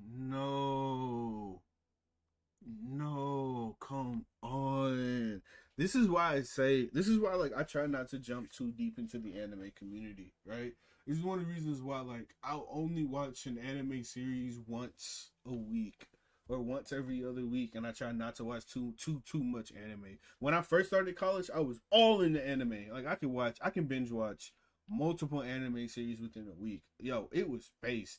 Now I tend to stay away from it because of shit like this. It's just like you try to watch an anime. It's like one of my favorite animes, right? Is Data Live, because the story is insane. Like if you read the light novel and you play the visual novel games, insane story. But like I can't defend it because it's actually cringe.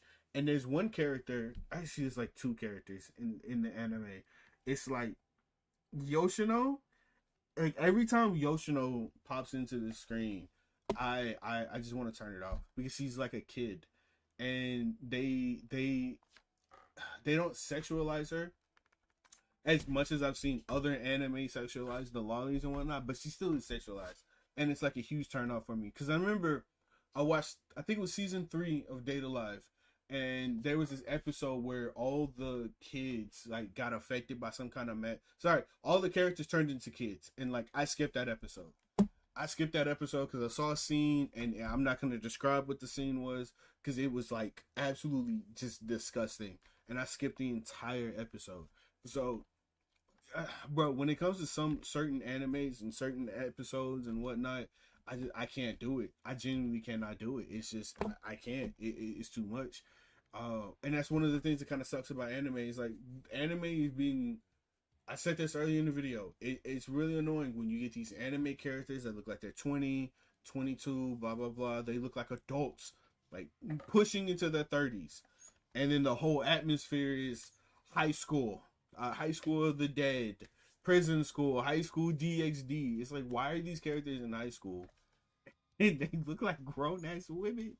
Bro, you can't tell me. I'll say this again. Mari from Prison School is like 25, 22 to 25. There's just no way you're going to argue with me about that, dog. There's absolutely no way. No way. But again, this is disgusting, dog. I can't stand shit like this. Famous lolly artist, who Vosh has declared not lolly because of her height. The other pictures in Vosh's folder are also way creepier. The other one is like a threesome with 2 chicks and a guy. And in retrospect, looking at it, knowing now that that artist is a lolicon, yeah, I can see it. Oh, that's how you know it's real bad. When I looked at it, I think the vibe that I got was like short stack, thick kind of thing. You know what I mean? No. Like the way like goblins get drawn in porn. Short stack thick goblins. That's a kid. Not short stack. Oh, no, Stack come is on. short. You said it, and then you, yup. Says that like his community can relate. It also doesn't explain the 20 worst photos on his hard drive. There was 20? To be a lolly drawing. So like that's how it is, right? It's a drawing, you get it without context. I know that when I saved them because both the drawings have like a meaty dick in it, and I'm a huge size queen. Ah, see, he didn't save it because of the little girls. He saved it because of the massive cock on their face. Vosh is innocent. No. Like horse. No. He has loads of messages over the years about horse cock. People, you know, and this is one of those like. All right, I can't watch anymore. That's it. I've been sick of this for like a good 5 minutes. There's more. There's way more. There's a lot more. What am I gonna say about this? It's all horse. Enough horsing around. Oh, that's crazy. That's crazy. Listen, what do you mean? I'm not gonna be one of those people who thinks what you inherently watch for prawn is a reflection of what you want, right? Like there's women who like watching crazy BDSM stuff. They like watching like great fantasy things. Like that's the thing a lot of women like. Doesn't mean that these people actually want to get rid of reality or whatever. That's actually true. That's also true. Whatever, just because you find something arousing in that moment doesn't mean that you actually want it to happen to you, right? Like for example, the anime characters that I like are not a reflection of the women that I'm attracted to in real life. Okay, like I like Rias from High School DxD. I like Mari from Prison School. I can name like a bunch of like these busty characters, but I really don't like extremely busty women in real life. Like I genuinely do not like it. It's not a representation of what you like in real life. So whatever you fantasize about is not necessarily exactly what you want in real life. So it's kind of hard whenever it's kind of hard for me to criticize somebody for having certain types of adult content and say that that's what they watch, because again, that might not be what they're really into, which is a good justification. But again, it's something you should keep private, regardless if you're into it or not. It's something you should keep private. That's not something you should have on your streaming computer or on your work computer. That's the criticism I definitely want to get on, like his exposing himself. Whatever it is. Nay. Now, get off the way you're defending this shit is crazy. Wow. And the difference between that stuff and the CP stuff that you're defending is the fact that minors are being harmed. And you're saying it's okay because some kids in Africa are being, taken advantage of for diamonds. That's just stupid fucking art. Okay? and I'm pretty confident most people would think BDSM stuff is unethical if they found out that people were actually being harmed for real against their will through that process. Yeah. Okay? So, because kids can't consent, that's always going to be wrong. Stop defending it. You look really fucking stupid. It's a bad business move. Just say this. I was being edgy. I was making some really dumb takes, and I'm my bad. Keep it pushing. All this other shit is really stupid. No, but the way he's holding on to that is more than that. You think you're so smart, you think you can argue your way out of everything, and no one's buying it. Everyone thinks you're weird and creepy. Okay? And that's going to be the narrative about you forever because you've been defending it and you've doubled down. Triple. So anytime I see this dude, I'm be like, oh, it's the guy who likes CP. He's back on the bike. That's what I'm going to think. No, it's not. I lied. He's Based not on off the your bike. defense. And I think that's what most people are going to think. And you know what? They're right to do so. So, anything else you want to say? No. All right. If there's anything else you guys want to tell us or think. Also, you know, that's the end of this video. But that's another good point, right? If you would have come out and said, hey, look, bro, I was just yapping online. I was just wilding. I didn't really mean what I said. I shouldn't have had those pictures. You know, I take full accountability. I'm going to do better, blah, blah, blah, blah. If you had given a typical YouTube apology and moved on, most people would just move on from it, right? That's a typical thing. But like you continued going, and I think that's what the big problem became. Think about this topic and you want to write it out, get in the comments, let us know below. That's enough for today. It is.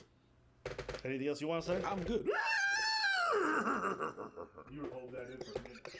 You were holding that shit in for a minute. Yeah. Woo! Okay.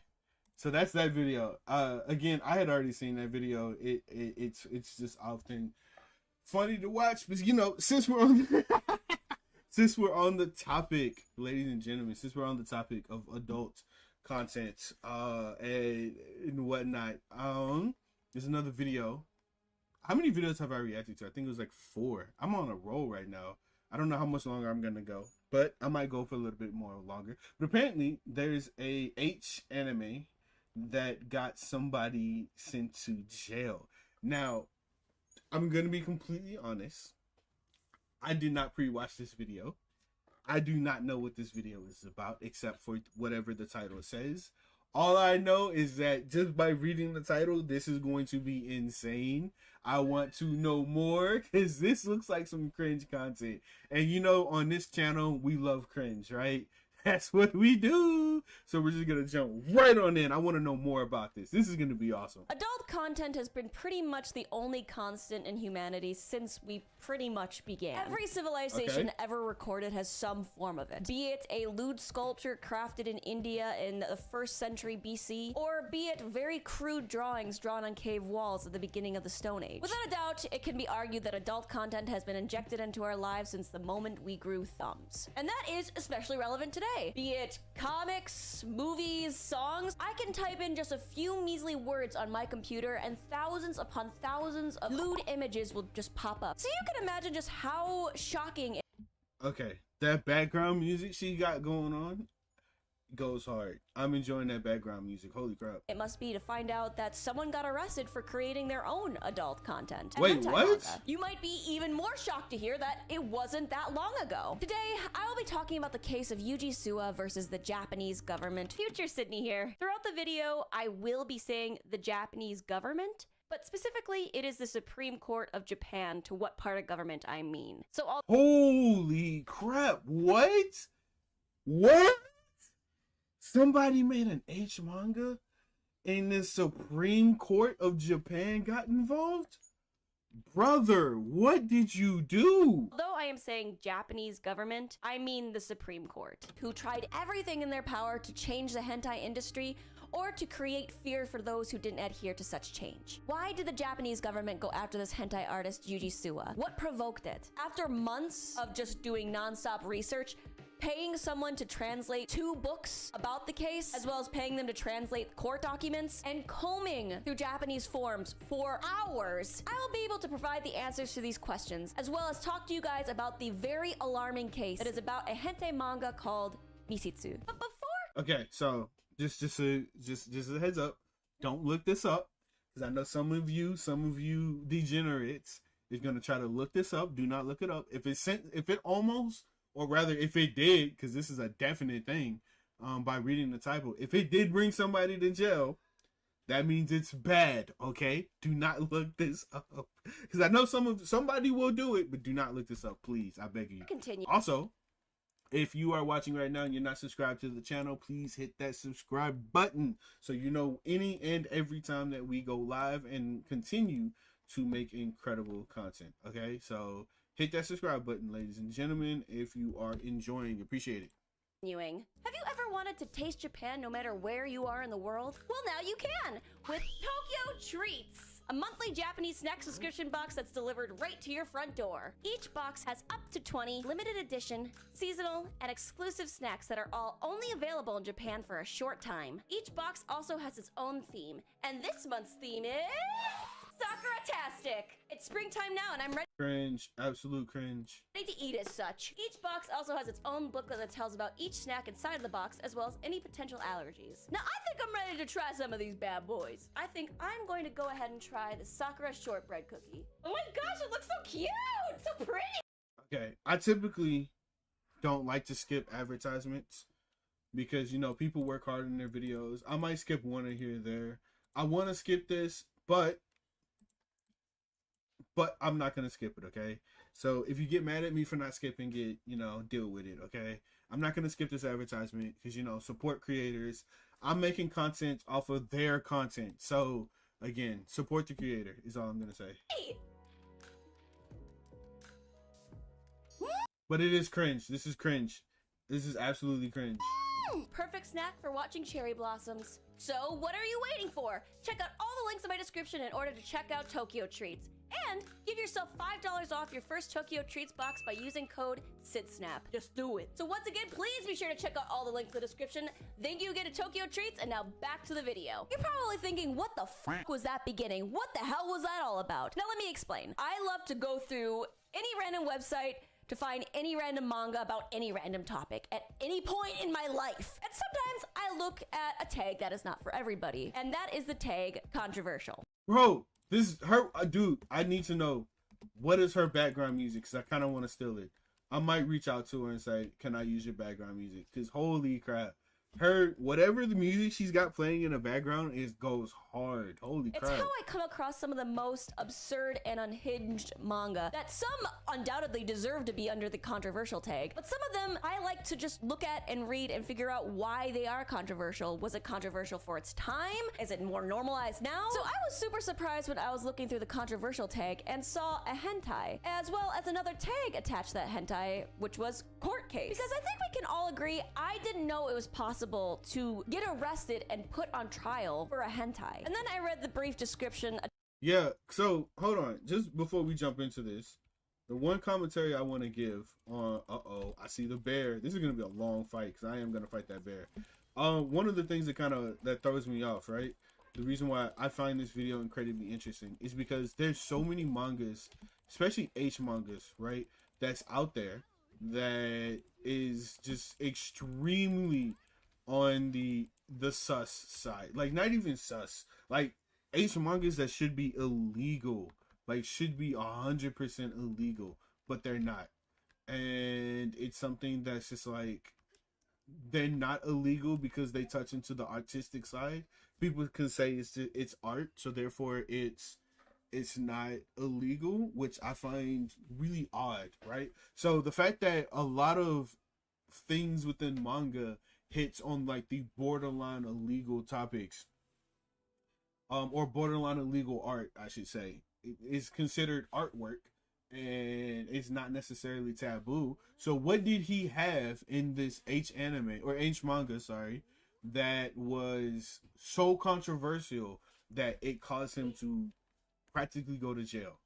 That's attached to the hentai, summarizing the court details and how this hentai was the subject of a massive obscenity case. And I got even more confused. Because listen, I am no lawyer, but I do not know how legal it is to arrest somebody for drawing something. At least I know you can't in America. So I got pretty curious of thinking, is Japan somehow not the same? And if so, what are the cultural differences that dictate this? Because I live here, okay? I live in Tokyo, and Japan just never seemed like the kind of place where something like this could happen. Like, how How the hell does this happen? I needed answers, so I went down a rabbit hole, and my curiosity was piqued, and trust me, I got answers and then some, alright baby. But before going to the details of this case, let's talk about the man of the hour, the hentai creator that started this case, Yuji Suwa. Now, although I do say let's talk about Yuji Suwa, there is not a lot of information on his life. You think a man that went through trial versus the Japanese government, there would be more sources of information on him. There's very little information on him. But what I do know is that Yuji Suwa was born August 12th, 1968 in the Japanese prefecture of Saitama. From there he grew, married a woman, divorced her, married another woman, and then had a child. That is all that is available about his personal life. It's kind of weird how I can tell you what computer and monitor he's currently using, but not much detail regarding how he became an arrow artist. But I can tell you his first work to ever be published was in the year 2000. It was an arrow work called Ie de Musume Chokyo, or The Obedient Runaway Daughter. And this is where we'll start addressing Yuji Suwa by his pen name, Beauty Hair. Now before I continue on with the details of this hentai manga, this is a trigger warning because it does talk about some dark themes, be it like SA and A. So viewer discretion is advised if you just want to stop here. Ie de Musume Chokyo is a rather long hentai anthology. It depicts a variety of women getting down and dirty. I was afraid of that. Holy crap, I got trapped and I couldn't climb the tree and he just straight up pinged me. Also, yes, just keep in mind, guys, this is a trigger warning for everybody. Do pay attention because she did say trigger warning. So, you know, be ready. With a variety of men, mostly in public. Some of the stories were really strange, to say the least. There was one story where a woman just shoved a banana up her cooch and it just came out all mushy. Just kept falling out of banana pieces falling out of the cooch. A bit unusual for sure, but from reading some of Beauty Hair's previous works, that seems to be what he liked to do. Add a little bit of the unusual to his sex scenes. It could be stories of men being a bit more aggressive, like forcibly pushing or slapping a woman, or it could include everyday objects being used during intercourse, like clamps being clamped down on various places. Just vanilla sex wasn't something Beauty Hair created, and that's not abnormal. Many hentai artists even back then did similar works, or maybe some hentai artists created more depraved twists. So Beauty Hair's works had no issue being published by the Japanese company Shobunkan, or at least not initially. That is because in the year 2002, Beauty Hair released another work, a work called Misitsu. Misitsu, like his previous works, had a variety of hentai scenes as well as plot lines, and it especially wasn't too dissimilar in the fact that it had aggressive male behavior. Now this is where the trouble kind of begins, because not long after Misitsu's release being published in a magazine, a father who was going through his 17-year-old's room found the magazine and flipped through it. Oh no! Oh no! Oh no! You didn't hide your stuff!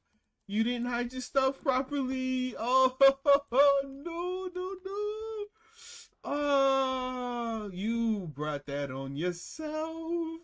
You didn't hide it properly. It and was appalled. He was appalled at a variety of the hentai stories in that magazine, but he was most sickened by two stories created by Beauty Hair. One of the stories being called Haizuri Mawate, or Crawling About, and another story called Mutual Love, with Mutual Love being noted by the father as the most disturbing. He sent a scathing letter to the National Diet Representative Katsuze Hirasawa, who in turn passed on the father's letter to the Japanese police. After seeing the letter and seeing these works that the Japanese father was talking about, the police believe they have just cause for arrest. On October 1st, 2002, the Japanese police arrived at Shobunkan and arrested Beauty Hair. They also arrested the company president, Motonori Kishi, and the editor-in-chief, Koichi Takada, with charges of distributing obscene material. Wait, hold on. How is that illegal? Wait, what? How's that illegal? How? This is coming from a country that, like, is known for its obscene material? How did someone get arrested for it? For a... What? I'm baffled here. This channel, we know of some pretty messed up hentai series, and back then was no different. So what on God's green earth could have been so depraved that you'd get arrested for drawing it? This, upon the millions upon millions of depraved hentai out there, how is this one the one that is the most fucked up that the police are knocking on your door? Well, This is where it gets a bit confusing. And the two stories cited being Crawling About and Mutual Love. Crawling About is about a girl who is waiting for her date to pick her up, but is abducted and sexually assaulted. She is then also tortured via having cigarettes burned on her and being beat. Without a doubt, no matter your opinions on hentai, it's very dark subject matter. The second work is Mutual Love, and this one was cited the worst out of the two. Mutual Love is about a sex worker who works specifically with men who have sadistic desires. They brutally assault her by whipping her with a whip in her face, by taking a belt and just whipping her again anywhere on her body, as well as— Okay, so again, this makes me a little bit more confused, right? Because one of the things that kind of throws me off is a lot of these mangas are like really well known for having like explicit materials. And so it's just like, why did all of a sudden these guys get in trouble for this? And the stuff that they're describing, it's not even that bad in comparison to like a lot of other H mangas, or even just mangas in general that's out there. Like, if we're gonna talk about some, like, there's one manga in particular that's so freaking brutal, and it's not even an H manga. It's Berserk, right? Like, Berserk starts off with guts being deep in the guts of a succubus, and then he kills her. Like, I mean, it's a monster, obviously, and he just like straight up kills it. But that's after he didn't, did the nasty with it, or rather, it's depicted as he's doing the nasty with it. So oh my god, it's kind of hard to say this on YouTube without getting in trouble. I can hear my little cousin just yelling about. But on top of that, there's also the fact that there's a R-word scene that happens. Guts' lover gets by his best friend, I believe is who the guy was. And it's really, Berserk is fucked. It's genuinely fucked. But even then, it's like one of the most popular mangas and animes out there. So if you have something as messed up as that, and all we're talking about right now is like, this doesn't even sound that hardcore in comparison to some of the other. This sounds, I hate to say this because this sounds kind of fucked, but this is pretty normal in comparison to a lot of animes that's out there. Or is it that they went into detail as to how the actions happen? Then I guess, but like, what are we talking about? This is manga. This is H manga. This stuff is normal. As vaginal stomping. Very graphic and hard to imagine, but at the end of this manga, the final panel says that she really loves the pain that it gives her. She's a masochist. These stories sound incredibly shocking and without a doubt very sordid, but admittedly, is it the darkest hentai, most f***ed up hentai to exist out there? Not By even no means. close. No, isn't. It's not. But the father who wrote the letter to the National Diet member argued that the violence in this hentai would negatively impact the Japanese youth, and the police agreed. However, not for the reasons that the father was arguing, but because this hentai wasn't properly censored. Even upon getting arrested, President Kishi was stunned that his company was the one under fire for publishing Misitsu, when, in his words, other publishers have issued unexpurgated sexual comics, meaning other Japanese companies have released uncensored, more extreme hentai than this. And it's true. Just a quick search made it easy to find uncensored and incredibly graphic hentai dating back from as early as 1990. And Misitsu at least had some censoring, albeit pretty small, but at least there was some. So why are they getting arrested when other publishers have done the same, if not worse than them? And well, there wasn't exactly a very clear defined answer, no matter how— This is exactly what I had said, right? There's like significantly worse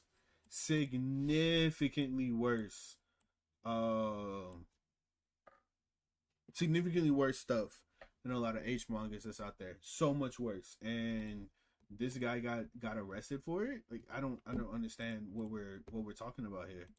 How much, or like a whole company went under fire. She and Beauty Hair argued, but there are some pretty good guesses. Guesses like the Japanese government wanted to crack down on hentai censorship, but didn't really know where to begin or how to go about it. That was until the police got that letter. And just like that, a graphic hentai series was handed to them. There were thousands upon millions of uncensored, graphic, deplorable hentai out there, but what are they gonna go after every single hentai that was released? So why have thousands of trials when you can use beauty hair as an example? The government really wanted to protect the people from what they viewed as obscene material, but they were still quite vague about what obscene material was. And the vagueness created quite a bit of fear into Japanese bookstores and publishers. So much so that adult-only sections were completely removed from bookstores. They were scared that they were going to be arrested for distribution as well. After the arrest, the three of them were locked up for weeks, unable to see or talk to anybody besides their lawyers. The author of the books regarding the case mentions how depressed Yuji must have been. Because in Japan, when you are arrested, you are automatically detained in a cell with other cellmates for at least 10 days. The food in the prison must have been 10 days?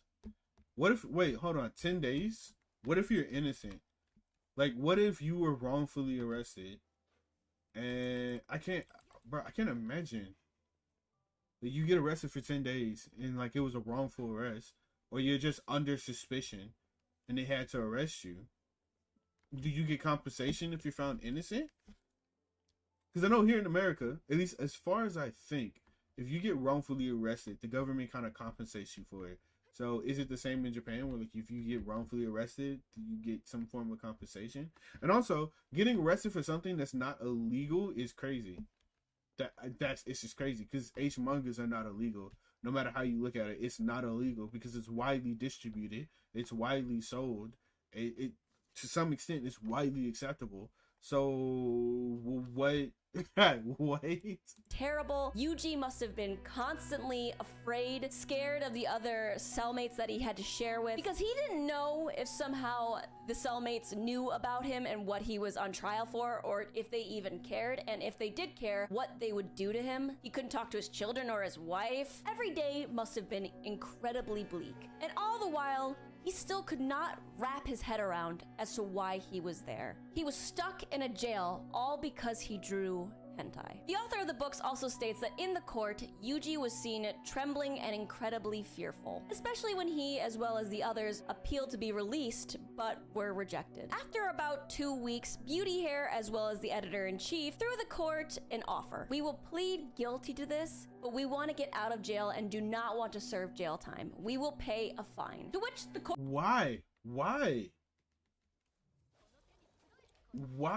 I don't. Oh well, I guess because they're afraid of prison, or they're afraid of being in jail. I guess I can understand to that extent. But wouldn't that hurt like all artists? Wouldn't that be an example? Wouldn't they be used as an example to further push a narrative out of like more censorship against H manga? It just feels like you give them more of a reason, because if you plead guilty to that, then that just means, hey, they pleaded guilty, they were guilty because of this, we need to add more stipulations to the laws in the government, right? So I don't understand, just because you wanted a get out of jail free card, that you made things significantly more difficult for other artists. I would have fought, to be honest. Court accepted. Courts fined them 500,000 yen, which is about What? $3,500. But Kishi, the company president, wasn't backing down, okay? I mean, There you after go. all, he is the president of a company that sells a variety of hentai works. And he believed he had done nothing illegal. He fought tooth and nail for years. He got variety of lawyers. He really just put himself out there trying to appeal to the public and the government that making these hentais isn't illegal, censorship and otherwise it's not illegal. However, after 2 years, Kishi was decided to be ultimately guilty. He was initially charged with jail time, but they lowered it to 1.5 million yen in fines, which is about 15,000 bucks. Wow. And he got pretty lucky with that, Holy considering crap. the judge was the one who issued it being a fine instead, because he felt, given the circumstances of this case, jail time was pretty harsh to give to somebody for it, since in the end, they are just drawings. After sentencing, all three of them kept to themselves for years. It was noted after the trial that although Yuji did plead guilty, he still believes that what he did wasn't illegal. During questionings, he reiterated— That's because it's not illegal. Nothing he did was illegal. it's not even, bro. I don't even know what this H manga is, but just from the description of it, it's not that bad. In comparison to like other stuff I've seen or read, it's not that bad at all. That he did not feel his work was obscene enough to be penalized. He continued on to say that since the development of modern media and the internet from the 90s onwards, there has been many changes in people's works and what is defined now as obscene. Before, people could go abroad to see media that is banned in Japan, but in this day and age, it's all only a click away. After paying the fine, Tsuji was eager to continue his work. However, nobody really wanted to hire him. His wife in an online diary states that they knew he would probably get less offers for illustration work, but they truly didn't believe it would be so little. Yuji Sua even changed his name to Fujihara Hisashi, hoping that it would make a difference. But alas, still nothing changed. His wife continued on to say, her husband went through an incredibly difficult time due to the— Yeah, so this ruined his life pretty much. This like actually ruined him. This is insane. So he'd made an H manga. The government used it as a reason to persecute all H manga, and because of that, bro, his life is just practically ruined because this is his career that we're talking about. Holy crap. Case hanging over his head. But he kept trying. His wife begged him to maybe switch careers, start anew with something else, but he replied back saying, my main career will always be drawing. If that bothers you, you can change your last name and go back to your maiden name. Apparently, he was always a very reserved and quiet man, so him saying this to her really shocked her. But she understood and continued to support him afterwards. And luckily, it seems as time went by, his career picked back up. He was able to get a variety of offers and still to this day releases work. He even got some pretty major work, like drawing some art for the Digimon cards in the Digimon card game. He definitely now— Hey, yo, he did the Digimon art? Hey, yo, bro, my cousin is loud. Holy shit. nowadays seems to have stepped back from drawing anything lewd anymore and is more into drawing monsters and fan art. He seems to be thriving nowadays and is very much an accomplished artist, which I think we can all agree on is kind of a relief after all that's happened. This is clearly his passion and what he wants to do, and I am beyond happy that he's able to do it. I wish I was able to learn more details about him and his life and his mindset after everything, and I reached out to ask if he would be able to answer some questions, but there was no reply back, which fair enough. It would have been nice to know, but also I'm not entitled to know it. I'm just beyond happy to see that he still has the passion to draw even after such a harrowing case. And altogether, I am still pretty unsure how to feel about everything. But I can say, as someone living in Japan, it's scary. It's scary how, to me, even after reading through thousands of pages, going through thousands of And what really kills me is the fact that the hell is happening back there? I might have to end my live stream early just to see like what the hell is going on, because my little cousin is wilding right now. But I can only imagine that like, bro, I'm happy to hear that he managed to get, you know, his career managed to pick back up after this whole situation went down. But the main problem is just like he can't do what he used to do, right? The only way for his career to pick back up was to make animes and mangas, or rather to make mangas that's like not obscene, right? He can't do what he was originally known for doing, which kind of sucks because that's what he was known for from the get-go, and now it's just like, okay, in order for me to get popular, I have to stick to non-lewd cards, and non-lewd art, which, you know, do what you got to do to get that bread, right? But the Japanese government is completely in the wrong for this. That's foul. forums, seeing thousands of quotes and comments. Everything, or I should say, a lot of things about this case are so vague because everybody in Japan still doesn't know to what extent you need to do something in order to get arrested. Now, obviously, this doesn't apply to like stealing or murder. This is like a whole topic entirely, such as one law like the anti-slander law, where you can write a bad review of a restaurant and get arrested for it for defamation. Is that a thing? Is that really a thing? Don't tell me that's a thing. You can get arrested for slander by writing a bad review. So imagine if you get bad customer service or you get bad food and you can get arrested. Oh no, that can't be real. I feel that a law that states that it is illegal to distribute obscene material, it shouldn't have any room to be vague. Even after the trial, even after people saying their opinions or the arguments made, it just doesn't make sense. Considering a lot of Japanese history's art is obscene in itself. So what, is that not allowed to be shown in museums? Is that not allowed to be studied because it depicts sex? Is it the violence? Is it the censorship? What is it? Because if that's the case, then why is everything still to this day getting released with all these things? Even right behind me in my bookshelf, I can pull out to you some of the most depraved, disgusting shit. And how I... Hey, wait a minute. Wait a minute. Wait. I listen, I might read some crazy shit online, but that's like online, right? I read it once and then I drop it. She said she actually collects it. It's in her room right now. Wait a minute. You brave. You brave. I found it was because I was just walking down a street and saw it in a... No. Don't make excuses. Don't make excuses. You have it. You saw it. You wanted it. You collected.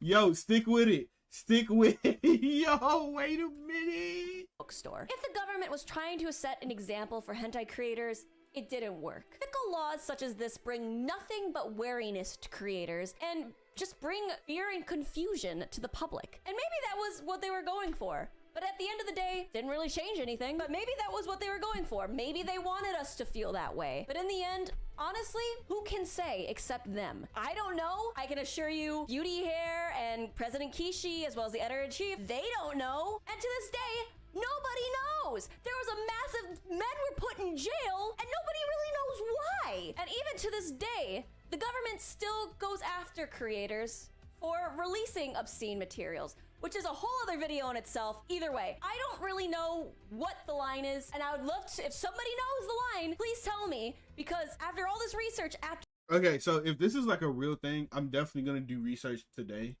and I'm gonna make a video and upload it tomorrow, because I definitely want to look into this, because there's no way that Japan being considered one of the most obscene countries in the world, known for their content being absolutely just deviant, is like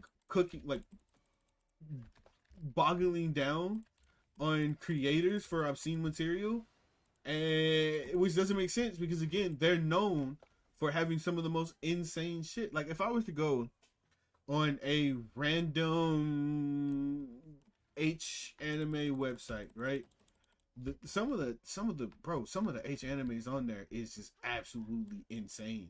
Like you can't listen. I've seen some shit that you can't talk to other people about. You can't talk to other people about because they're gonna look at you crazy. My boy Blaze went on a full rant about a H manga called Euphoria. And again, don't look it up, don't read it, don't play the game. It's not worth it. And it's something that's just like, brother, you can't talk about it. You can't even make an actual movie or real life depiction of it because it's so messed up. And that's you can only do that in fictional's animations, but that's what Japan is known for. So I don't understand why all of a sudden they're cracking down. It's insane. This time, after looking nonstop for an answer, I don't know.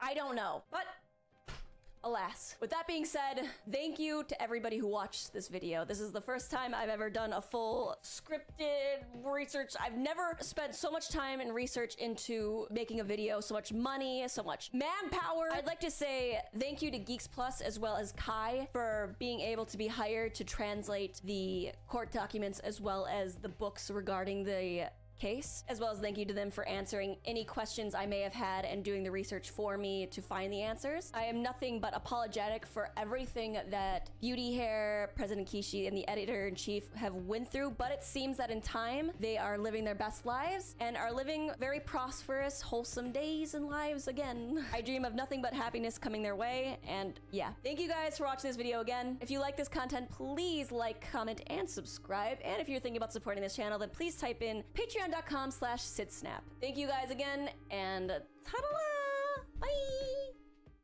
All right, so with that I being was trying said, to make a very- that is not what I wanted to click on. What is this? Exposing Ruben Sin. Ooh, I might watch this later. I'm gonna have to end my stream right here. Again, if you're watching and you're not subscribed to the channel, please subscribe to the channel. I genuinely appreciate it. I'm gonna go live again in another 4 hours or so. I need to figure out what all the noise is. So I'm assuming I got family members over, which means if I have family members over, I definitely can't live stream because like most, bro, I've gotten to the age where all my cousins and whatnot are having kids, and it gets noisy. It gets really, really noisy. So I'm gonna wait till that dies down. But anyways, if you are out, if you came out to the stream and you're watching, I appreciate you guys for being here. Thank you so much. I will be back. Hit that subscribe button, like the video, comment down below if you enjoyed it. If you didn't, also comment down below. I read all types of criticism. I take everything in stride. We're always working to make better live streams, better videos, better content. I'm working on it. I am definitely working on it. Pretty soon I'll be advertising my Discord, Twitter, Instagram, blah blah blah. I don't want to, especially with my Twitter. I've had some drama on my Twitters and recently that just now died, or rather died down a few months ago. But I'm, still trying to work on it.